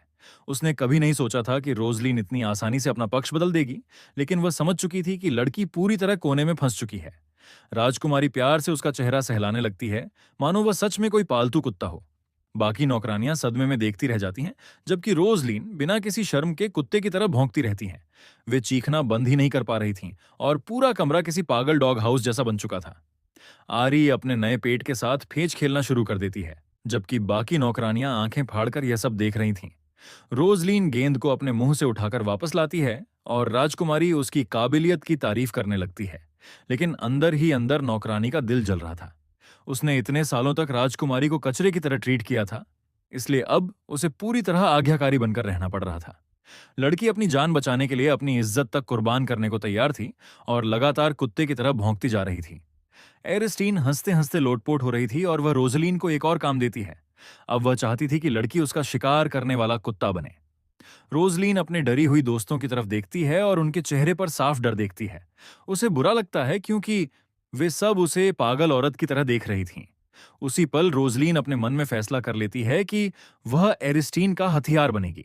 वह ऐसा शिकारी कुत्ता बनेगी जो अपने मालिक के हर आदेश को मानेगा। लड़की मन ही मन कसम खाती है कि एरिस्टीन जिस किसी को भी निशाना बनाएगी, वह उसे खत्म कर देगी, और जब सब खत्म हो जाएगा तब वह खुद राजकुमारी की जिंदगी बर्बाद कर देगी। लेकिन तभी एरिस्टीन उसकी खतरनाक सोच बीच में काट देती है, क्योंकि वह लड़की की हंटिंग स्किल देखने के लिए उत्साहित थी। हालांकि उससे पहले हमारी हीरोइन अभी भी फेच वाला खेल जारी रखना चाहती थी। रोजलीन बाहर से भौंकती रहती है, लेकिन अंदर ही अंदर वह इस अपमान को कभी ना भूलने की कसम खाती है। वह मन ही मन उस इंसान को भी कोसती है जिसने यह खिलौना राजकुमारी के कमरे में रखा था। दूसरी तरफ ट्रेनिंग ग्राउंड में टार्किन अपनी पीठ की मांसपेशियां दिखाते हुए अभ्यास कर रहा था। उसके दिमाग में अभी भी उसके भाई बहनों के ताने घूम रहे थे, जो उसके जन्म और बैकग्राउंड का मजाक उड़ा रहे थे। राजकुमार ठंडी आवाज में कहता है कि उसे अपने जन्म पर कोई शर्म नहीं है, लेकिन उसी समय वह एक मासूम पत्ते को 2 टुकड़ों में काट देता है। वह जानता था कि उसके पिता ने यह शादी इसलिए करवाई ताकि वह सिल्वांस के शाही परिवार से जुड़कर अपनी राजनीतिक ताकत बढ़ा सके। टार्किन समझ चुका था कि वह इस लड़ाई से बच नहीं सकता, क्योंकि क्राउन प्रिंस की जंग अब और कठिन होने वाली थी। तभी डांटे वहां आता है और बताता है कि सारे योद्धा इकट्ठा हो चुके हैं। टार्किन वहां से निकल जाता है, लेकिन जाते जाते उसकी तलवार की ऊर्जा आसपास की सारी मूर्तियों को चकनाचूर कर देती है। हमारा हीरो कॉन्फ्रेंस रूम में पहुंचता है और मीटिंग शुरू हो जाती है। राजकुमार अपने आदमियों की रिपोर्ट सुनता है और उसके सामने रखे दस्तावेज धीरे धीरे छोटे पहाड़ जैसे बनने लगते हैं। जैक सुझाव देता है कि उन्हें फिर से राक्षसों के खिलाफ लड़ाई शुरू करनी चाहिए, क्योंकि सिल्वानस की जंग की वजह से उनका काम रुक गया था। लेकिन जैसे ही सिल्वानस का नाम आता है, पूरा कमरा शांत हो जाता है। असल में सब लोग नई राजकुमारी के बारे में जानने के लिए बेहद उत्सुक थे। उन्होंने डांटे से पूछने की कोशिश की थी, लेकिन उस आदमी ने एक शब्द तक नहीं बताया। दूसरी तरफ डांटे के अधीन लोग लगातार राजकुमारी की तारीफ कर रहे थे, लेकिन बाकी योद्धाओं को यकीन ही नहीं था कि सिल्वानस का कोई इंसान पसंद भी किया जा सकता है। डांटे उन्हें भविष्य की राजकुमारी का मजाक उड़ाना बंद करने की चेतावनी देता है, लेकिन वे लोग नहीं मानते। उनके हिसाब से सिल्वानस के सभी लोग बुरे होते हैं। तभी टार्किन गुस्से भरी आवाज में सबको चुप रहने का आदेश देता है और अगले ही पल सारे आदमी आज्ञाकारी स्कूल बॉयज की तरह सीधे बैठ जाते हैं। राजकुमार जैक को घूरता है और उस पर राजकुमारी के बैकग्राउंड की जानकारी न देने का आरोप लगाता है। बेचारा योद्धा दुखी होकर कहता है कि उसने तो पूरी रिपोर्ट तैयार कर ली थी, लेकिन जब उसने वह रिपोर्ट टार्किन को दी, तब राजकुमार ने उसे आग जलाने के लिए इस्तेमाल कर लिया था। यह सुनकर हमारा हीरो थोड़ा अपराध बोध महसूस करता है और चुप हो जाता है। लेकिन जैक अभी खत्म नहीं हुआ था। वह शिकायत करता है कि उस समय अगर उसने राजकुमारी के बारे में एक शब्द भी बोला होता, तो टार्किन उसे भी आग में फेंकने की धमकी दे चुका था। बेचारा आदमी उस दर्दनाक समय को याद करके लगभग रोने लगता है। उसके दोस्त उसे शांत कराने की कोशिश करते हैं और यहां तक कि उसे कैंडी भी ऑफर करते हैं। तभी टार्किन गंभीर चेहरा बनाकर आदेश देता है कि अब से राजकुमारी के बारे में हर छोटी बड़ी जानकारी उसे दी जाएगी। यह सुनकर सारे योद्धा हैरान रह जाते हैं, क्योंकि राजकुमार कभी अपने आदेश नहीं बदलता था। जहैक चौंक कर अंदाजा लगाता है कि शायद अब उसके बॉस को राजकुमारी पसंद आने लगी है। लेकिन टार्किन तुरंत सफाई देता है कि एरिस्टीन शायद दोनों देशों के बीच शांति ला सकती है, इसलिए उसे उसकी सारी जानकारी चाहिए। जैक उसे नाराज नजरों से घूरता है, क्योंकि उसकी मेहनत से बनाई रिपोर्ट पहले ही जला दी गई थी। तभी हमारा हीरो बात बदलते हुए महान जनरल मुकल्ली का जिक्र करता है। वह उसे वापस बुलाने में हिचकिचा रहा था, क्योंकि शायद वह महल की जिंदगी में खुद को ढाल ना पाए। अचानक टार्किन का चेहरा बहुत गंभीर हो जाता है और वह कहता है कि उसके पास एक बेहद जरूरी घोषणा है। उसके योद्धा तुरंत सतर्क हो जाते हैं क्योंकि उन्होंने राजकुमार को कभी इतना गंभीर नहीं देखा था। जैक डर जाता है और सोचता है कि कहीं चालाक सिल्वानस वालों ने फिर कोई मुसीबत तो नहीं खड़ी कर दी। दूसरी तरफ डांटे अपने मालिक के लिए आग में चलने या नदी में कूदने तक के लिए तैयार हो चुका था। लेकिन बेचारे लोगों को क्या पता था कि उनका राजकुमार बस उनसे सबसे बेहतरीन पेस्ट्री शेफ्स इकट्ठा करने के लिए कहने वाला है। इतना ही नहीं, वह यहां तक कह देता है कि जरूरत पड़े तो दूसरे महलों से शेफ्स चुरा भी लो। पहले तो सारे आदमी तुरंत हामी भर देते हैं, लेकिन जैसे ही उनके दिमाग में बात पूरी तरह बैठती है, सब सदमे में जम जाते हैं। उन्हें बिल्कुल अंदाजा नहीं था कि यह अजीब सा आदेश सिर्फ एक खास राजकुमारी की वजह से दिया गया है। अगले दिन हमारी हीरोइन चेहरे पर खुशियों भरी मुस्कान लेकर उठती है, लेकिन जैसे ही उसकी नजर तेज दोपहर की धूप पर पड़ती है, वह हैरान रह जाती है, क्योंकि उसने अपनी जिंदगी में कभी इतनी देर तक चैन की नींद नहीं सोई थी। आरी को याद ही नहीं था कि आखिरी बार उसने कब अच्छे से नहाया था, नए कपड़े पहने थे या किसी आरामदायक बिस्तर पर सोई थी। वह नरम गद्दे पर इधर उधर लौटने लगती है और उठने का नाम ही नहीं लेती। लड़की चमकती आंखों से बिस्तर को घूरती है, उसकी मुलायम और उछलती हुई सतह को महसूस करते हुए खुश हो रही थी। वह मजे से गद्दे को थपथपा रही थी कि तभी उसे एहसास होता है कोई उसे घूर रहा है। एरिस्टीन पलटकर देखती है और सामने अलुगो के राजकुमार टार्किन का शांत चेहरा दिखाई देता है। आदमी शायद अब उसकी अजीब हरकतों का आदी हो चुका था, क्योंकि वह आराम से चाय पी रहा था। राजकुमारी बिल्कुल शर्मिंदा नहीं होती और सीधे पूछती है कि वह उसके कमरे में क्या कर रहा है। टार्किन शांत आवाज में कहता है कि वह उसका पति है, लेकिन आरी तुरंत याद दिलाती है कि अभी उनकी शादी नहीं हुई है। राजकुमार उसकी बात को जैसे निमंत्रण समझ लेता है और कहता है कि शादी के बाद वह उसके कमरे में आया करेगा। हमारी हीरोइन उस योद्धा को घूरती है और सोचती है कि क्या उसके पास अपनी कोई जिंदगी नहीं है। टार्किन से आज तक किसी ने ऐसा सवाल नहीं पूछा था, इसलिए वह पूरी तरह चौंक जाता है। एरिस्टीन उसे बताती है कि वह उसे जगा सकता था, लेकिन वह तो किसी बेरोजगार इंसान की तरह उसे सोते हुए देखता रहा। यह सुनते ही टार्किन गुस्से से कांपने लगता है, क्योंकि वह सच में इस मुसीबत को जगाना चाहता था। वह पहली बार किसी के जागने का इंतजार कर रहा था। नौकरानी ने उसे बताया था कि राजकुमारी अभी भी सो रही है, इसलिए वह वहां से चला गया और अपने बेचारे योद्धाओं पर गुस्सा निकालने लगा। उन गरीब आदमियों को अचानक सुबह 9 बजे की कठिन ट्रेनिंग झेलनी पड़ी।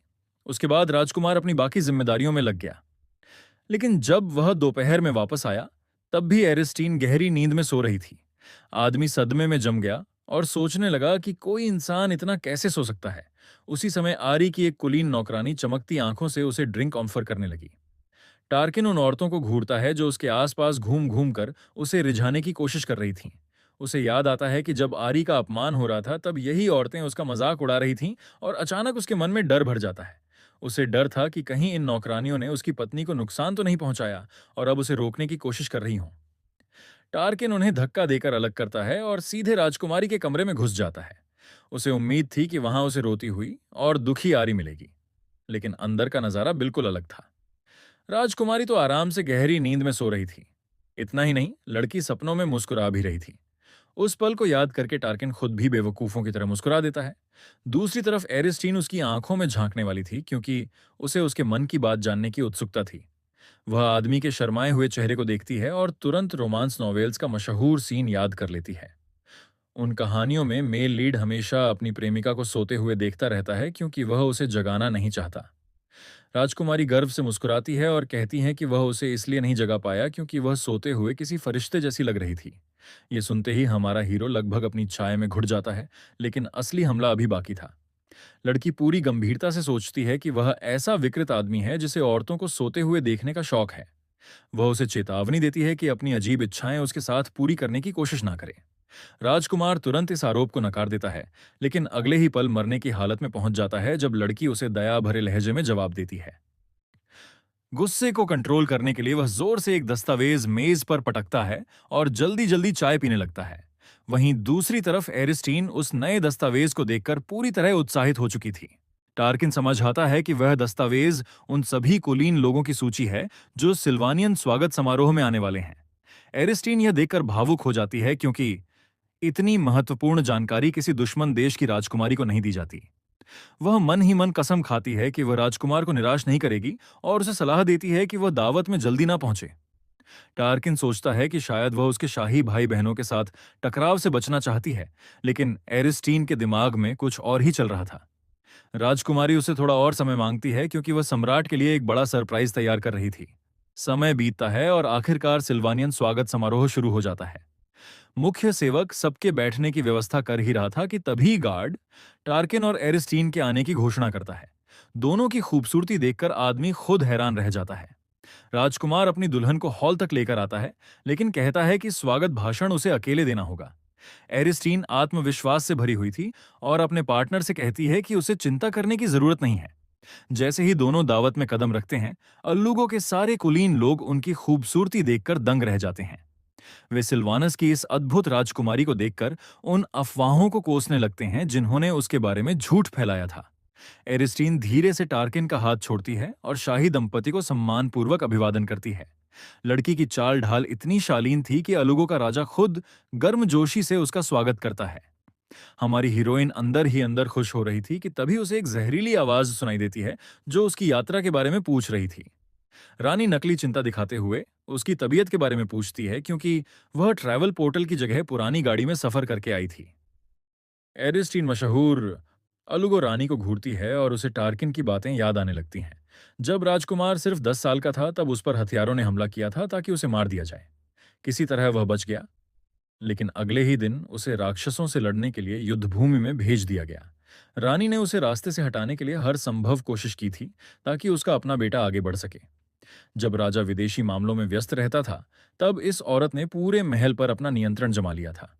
उसने अपने समर्थक पुराने कुलीनों को आगे की सीटें दे दी, जबकि टार्किन का समर्थन करने वाले नए शक्तिशाली लोग और योद्धा पीछे धकेल दिए गए। एरिस्टीन को यह कहानी सुनकर यकीन ही नहीं हुआ था, क्योंकि किसी 10 साल के बच्चे को राक्षसों से लड़ने भेजना मतलब सीधे उसकी मौत तय करना था। तभी लड़की को पूरी तरह समझ आ गया कि रानी टार्किन को मरते हुए देखना चाहती है और अपने बेटे को क्राउन प्रिंस बनाने के लिए वह कुछ भी कर सकती है। इसलिए एरिस्टीन इस औरत के मीठे चेहरे से बिल्कुल भी धोखा नहीं खाती। ऊपर से रानी उसकी यात्रा के बारे में पूछ रही थी, लेकिन असल में वह उसका मजाक उड़ा रही थी कि वह पोर्टल इस्तेमाल करने लायक नहीं थी। हमारी हीरोइन को याद आता है कि पहली बार राजा से मिलने पर शाही भाई बहनों ने भी यही चाल चली थी। वे जानते थे कि वह गंदी हालत में पहुंची थी, फिर भी उसकी खूबसूरती की तारीफ कर रहे थे ताकि बाद में उसे शर्मिंदा कर सकें।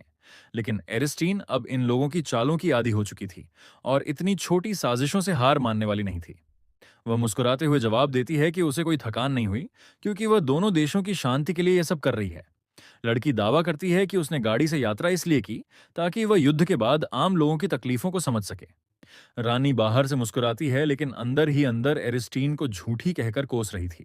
उसे पता था कि सिल्वानस के राजा ने ही लड़की को पोर्टल इस्तेमाल करने से मना किया था। तभी नेफार एरिस्टीन के निस्वार्थ स्वभाव की तारीफ करता है और अलुगो के सारे कुलीन लोग प्रभावित हो जाते हैं। हर कोई राजकुमारी की दयालुता की प्रशंसा करने लगता है, लेकिन कुछ लोगों को यह बिल्कुल पसंद नहीं आता और वे तुरंत हंगामा करने के लिए आगे बढ़ते हैं। एक कुलीन आदमी नकली आंसू पोंछते हुए राजकुमारी के प्यारे व्यवहार की तारीफ करता है, लेकिन अगले ही पल उसका लहजा बदल जाता है और वह उसका मजाक उड़ाता है कि उसने अलुगो का पारंपरिक पहनावा पहना हुआ है। ये सुनते ही सारे कुलीन लोग चौंक जाते हैं, क्योंकि उन्हें एहसास होता है कि राजकुमारी की ड्रेस सच में इलुगो की पारंपरिक पोशाक है। सब आपस में फुसफुसाने लगते हैं कि उसने अपने साम्राज्य की ड्रेस क्यों नहीं पहनी। लेकिन एरिस्टीन बिल्कुल परेशान नहीं होती, क्योंकि उसे पहले से पता था कि यह कुलीन आदमी जरूर कोई परेशानी खड़ी करेगा। ड्यूक स्किला रानी का पिता था और हमीर का सबसे बड़ा समर्थक भी। राजकुमारी को अपनी नौकरानियों की शिकायतें याद आती हैं जब उसने इलुगो का पहनावा पहनने की बात कही थी। वे लगातार कह रही थीं कि उसे सिल्वानस की ड्रेस पहननी चाहिए ताकि वह अपने साम्राज्य का प्रतिनिधित्व कर सके, लेकिन एरिस्टीन ने साफ मना कर दिया था, क्योंकि उसके पास सिल्वानस की सिर्फ वही गंदी ड्रेस थी जो 1 महीने से धुली तक नहीं थी। ड्यूक स्केला घमंडी मुस्कान के साथ ताना मारता है कि राजकुमारी उन्हें खुश करने के लिए खुद को नीचा दिखा रही है। वह उसे एक छोटे देश की भेंट कहता है और खुश होता है कि लड़की अपनी औकात जानती है। अपनी पत्नी का अपमान सुनते ही टार्किन का खून खौल उठता है। चारों तरफ एरिस्टीन को अलुगो के कुलीन लोग नीचा दिखाते हुए सुनाई देने लगते हैं, लेकिन राजकुमारी सिर्फ मुस्कुराती है, क्योंकि अब ये लोग हद पार कर चुके थे। रानी के समर्थक कुलीन मजे ले रहे थे। वे सिल्वानस का मजाक उड़ाते हैं कि युद्ध हारने के बाद उन्हें अपनी राजकुमारी भेजनी पड़ी। वे बेचारी मूर्ख एरिस्टीन को नीचा दिखाते हुए कहते हैं कि काश राजा ने दूसरी सुंदर राजकुमारी को भेजा होता। उनके हिसाब से लड़की खुद अपनी कमी जानती है, इसलिए इतनी विनम्र बन रही है। लेकिन एरिस्टीन बिल्कुल नाराज नहीं होती, क्योंकि उसे पता था कि ये सब रानी के समर्थक हैं। बस थोड़ी सी तारीफ मिलते ही इन्हें खतरा महसूस होने लगा था। सारे कुलीन अभी भी हंस रहे थे कि तभी राजकुमारी अचानक उनके करीब आ जाती है।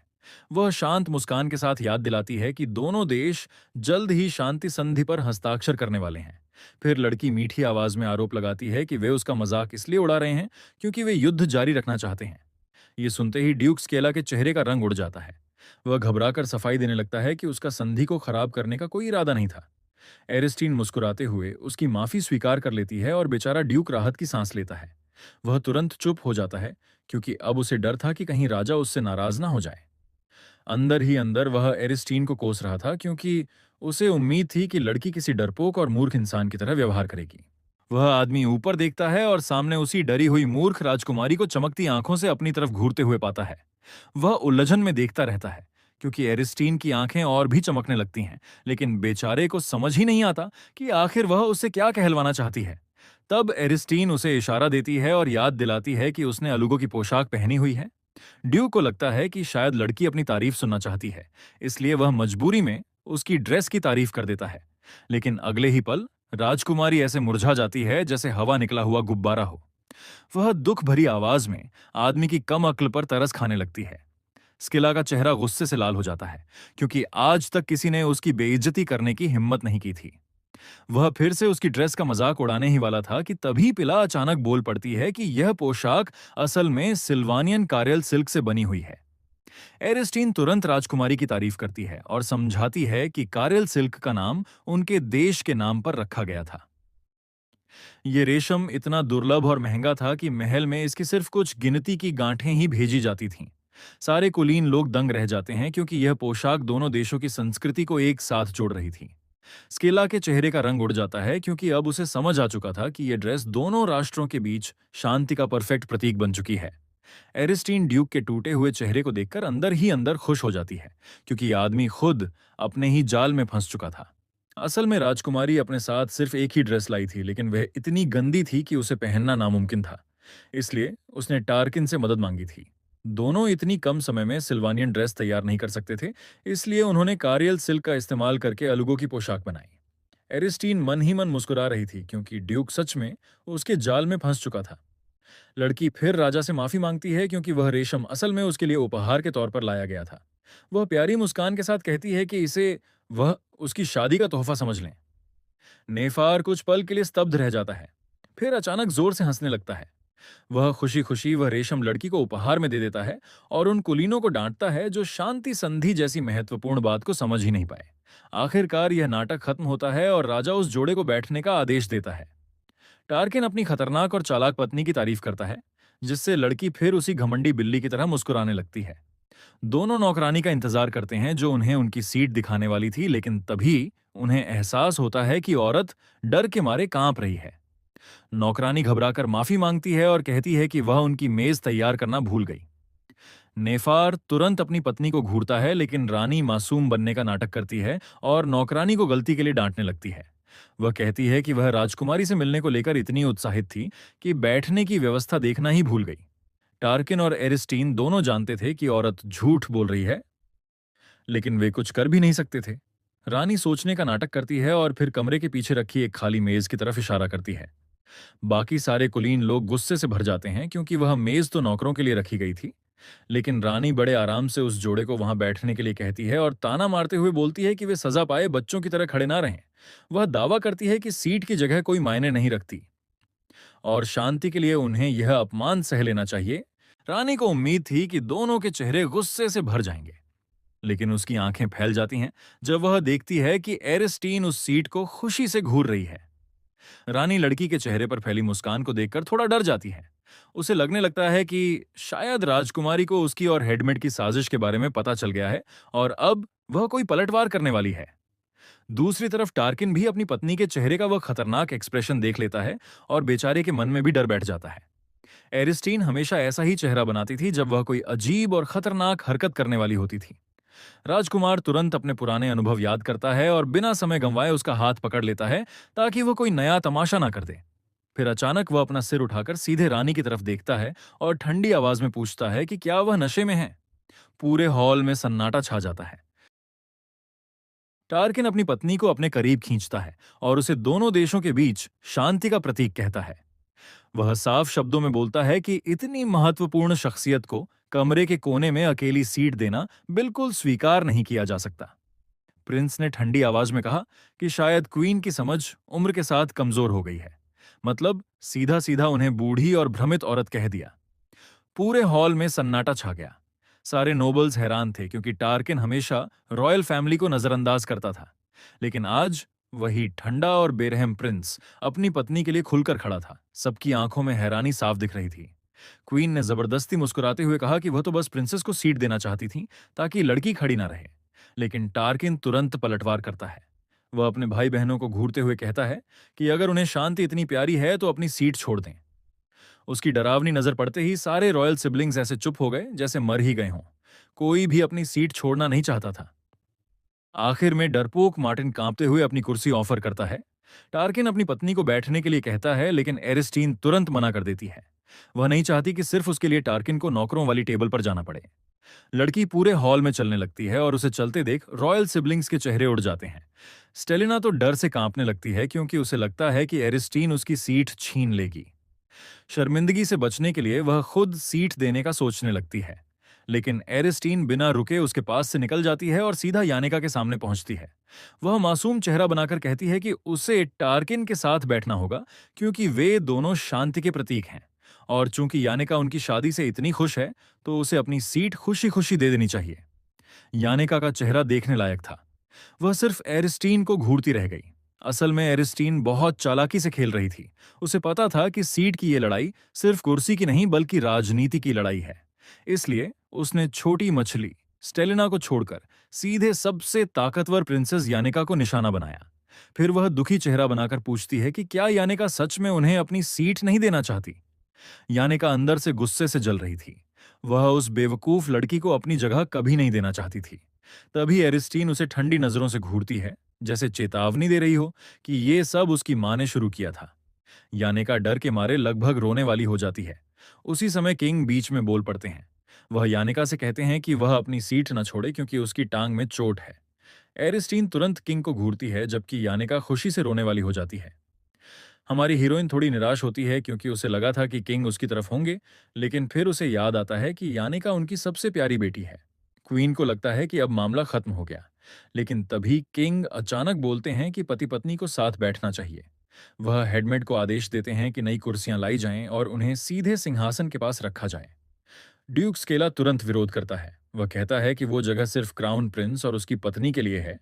क्वीन भी अपने पिता का साथ देती है और नियमों की बात करती है, लेकिन नेफर जोर से हंस पड़ता है और फिर क्वीन को घूरते हुए याद दिलाता है कि अभी कुछ देर पहले वही कह रही थी कि सीट की जगह मायने नहीं रखती। इसलिए अब वह चाहता है कि यह कपल उसके पास बैठे। टार्किन अपनी पत्नी का हाथ पकड़कर सीढ़ियां चढ़ता है। उसी पल पूरे हॉल का माहौल बदल जाता है। जो नोबल्स अब तक किसी का साथ नहीं दे रहे थे, उनके दिल भी बदलने लगे। किसी ने नहीं सोचा था कि क्वीन हार जाएंगी और टार्किन इतना आगे निकल जाएगा। राजनीति की हवा बदल रही थी और उसकी वजह थी सिल्वानस की वो रहस्यमयी प्रिंसेस।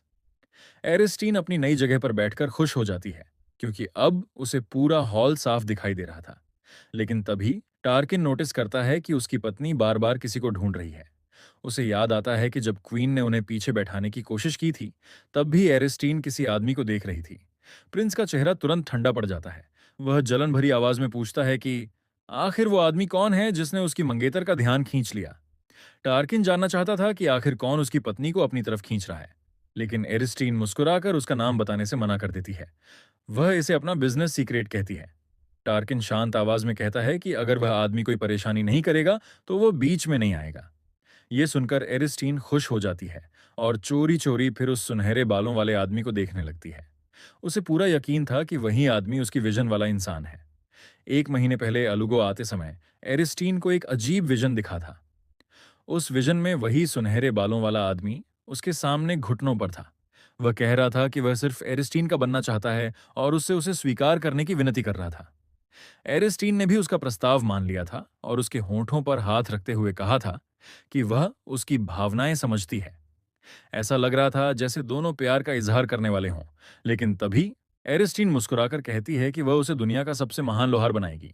एरिस्टीन को वह विजन याद आता है जहां उसने उस सुनहरे बालों वाले आदमी के साथ मिलकर काम करने की कसम खाई थी। उस वक्त तो लड़की खुद डर गई थी क्योंकि विजन का पहला हिस्सा देखकर उसे लगा था जैसे उसका किसी के साथ अफेयर चल रहा हो। लेकिन उसने कभी नहीं सोचा था कि वह आदमी सच में यहाँ अलुगो में मिल जाएगा। इसलिए वह फिर से चुपके से उसकी तरफ देखने लगती है।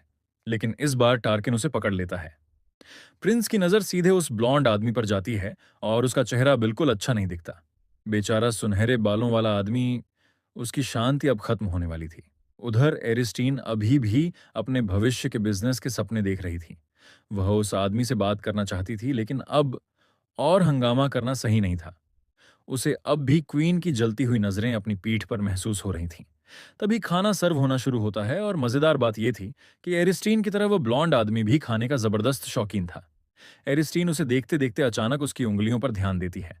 वह चौंक जाती है क्योंकि उसके विजन में उस आदमी का हाथ घायल था और उसका अंगूठा गायब था। लड़की को नहीं पता कि उसने उससे मुलाकात कैसे की थी या उसके हुनर के बारे में कैसे जाना था। लेकिन अब वह मन ही मन कसम खा लेती है कि वह उस आदमी को बचाएगी और उसका हादसा होने नहीं देगी। वह उसका पूरा बैकग्राउंड पता करके उसे अपना वफादार साथी बनाने का फैसला करती है। लेकिन तभी स्वादिष्ट खाने का स्वाद उसकी सारी सोच उड़ा देता है। एरिस्टीन खाना खाते ही खाने की दुनिया में खो जाती है। जब उसका खाना खत्म होता है तो मेड स्प्रिंग जेली लेकर आती हैं। बस फिर क्या था, हमारी लालची हीरोइन खुशी से चमक उठती है और देखते ही देखते पूरी प्लेट साफ कर देती है। लड़की तो अब किंग की जेली भी चुराने का प्लान बनाने लगती है। टार्किन गहरी सांस छोड़ता है और हार मानकर अपनी जेली भी उसे दे देता है। एरिस्टीन बड़ी मुस्कान के साथ उसे देखती है और मन में सोचती है कि आदमी थोड़ा परवर्ट जरूर है, लेकिन पार्टनर अच्छा है। यह सुनकर टार्किन अंदर ही अंदर गुस्से से जल उठता है, लेकिन इस जिद्दी लड़की के सामने उसकी एक नहीं चलती। दूसरी तरफ डियोना कुछ लड़कियों के साथ खड़ी होकर उस कपल को देख रही थी। बाकी लड़कियां कह रही थीं कि दोनों एकदम परफेक्ट लगते हैं और वे सब एरिस्टीन की दोस्त बनना चाहती हैं। उनकी बातें सुनकर डियोना का चेहरा उतर जाता है और वह गुस्से में वहां से निकल जाती है। भागते हुए उसका ध्यान नहीं रहता और वह एक लंबे आदमी से टकरा जाती है। जैसे ही वह आदमी का चेहरा देखती है, उसके चेहरे पर खुशी आ जाती है।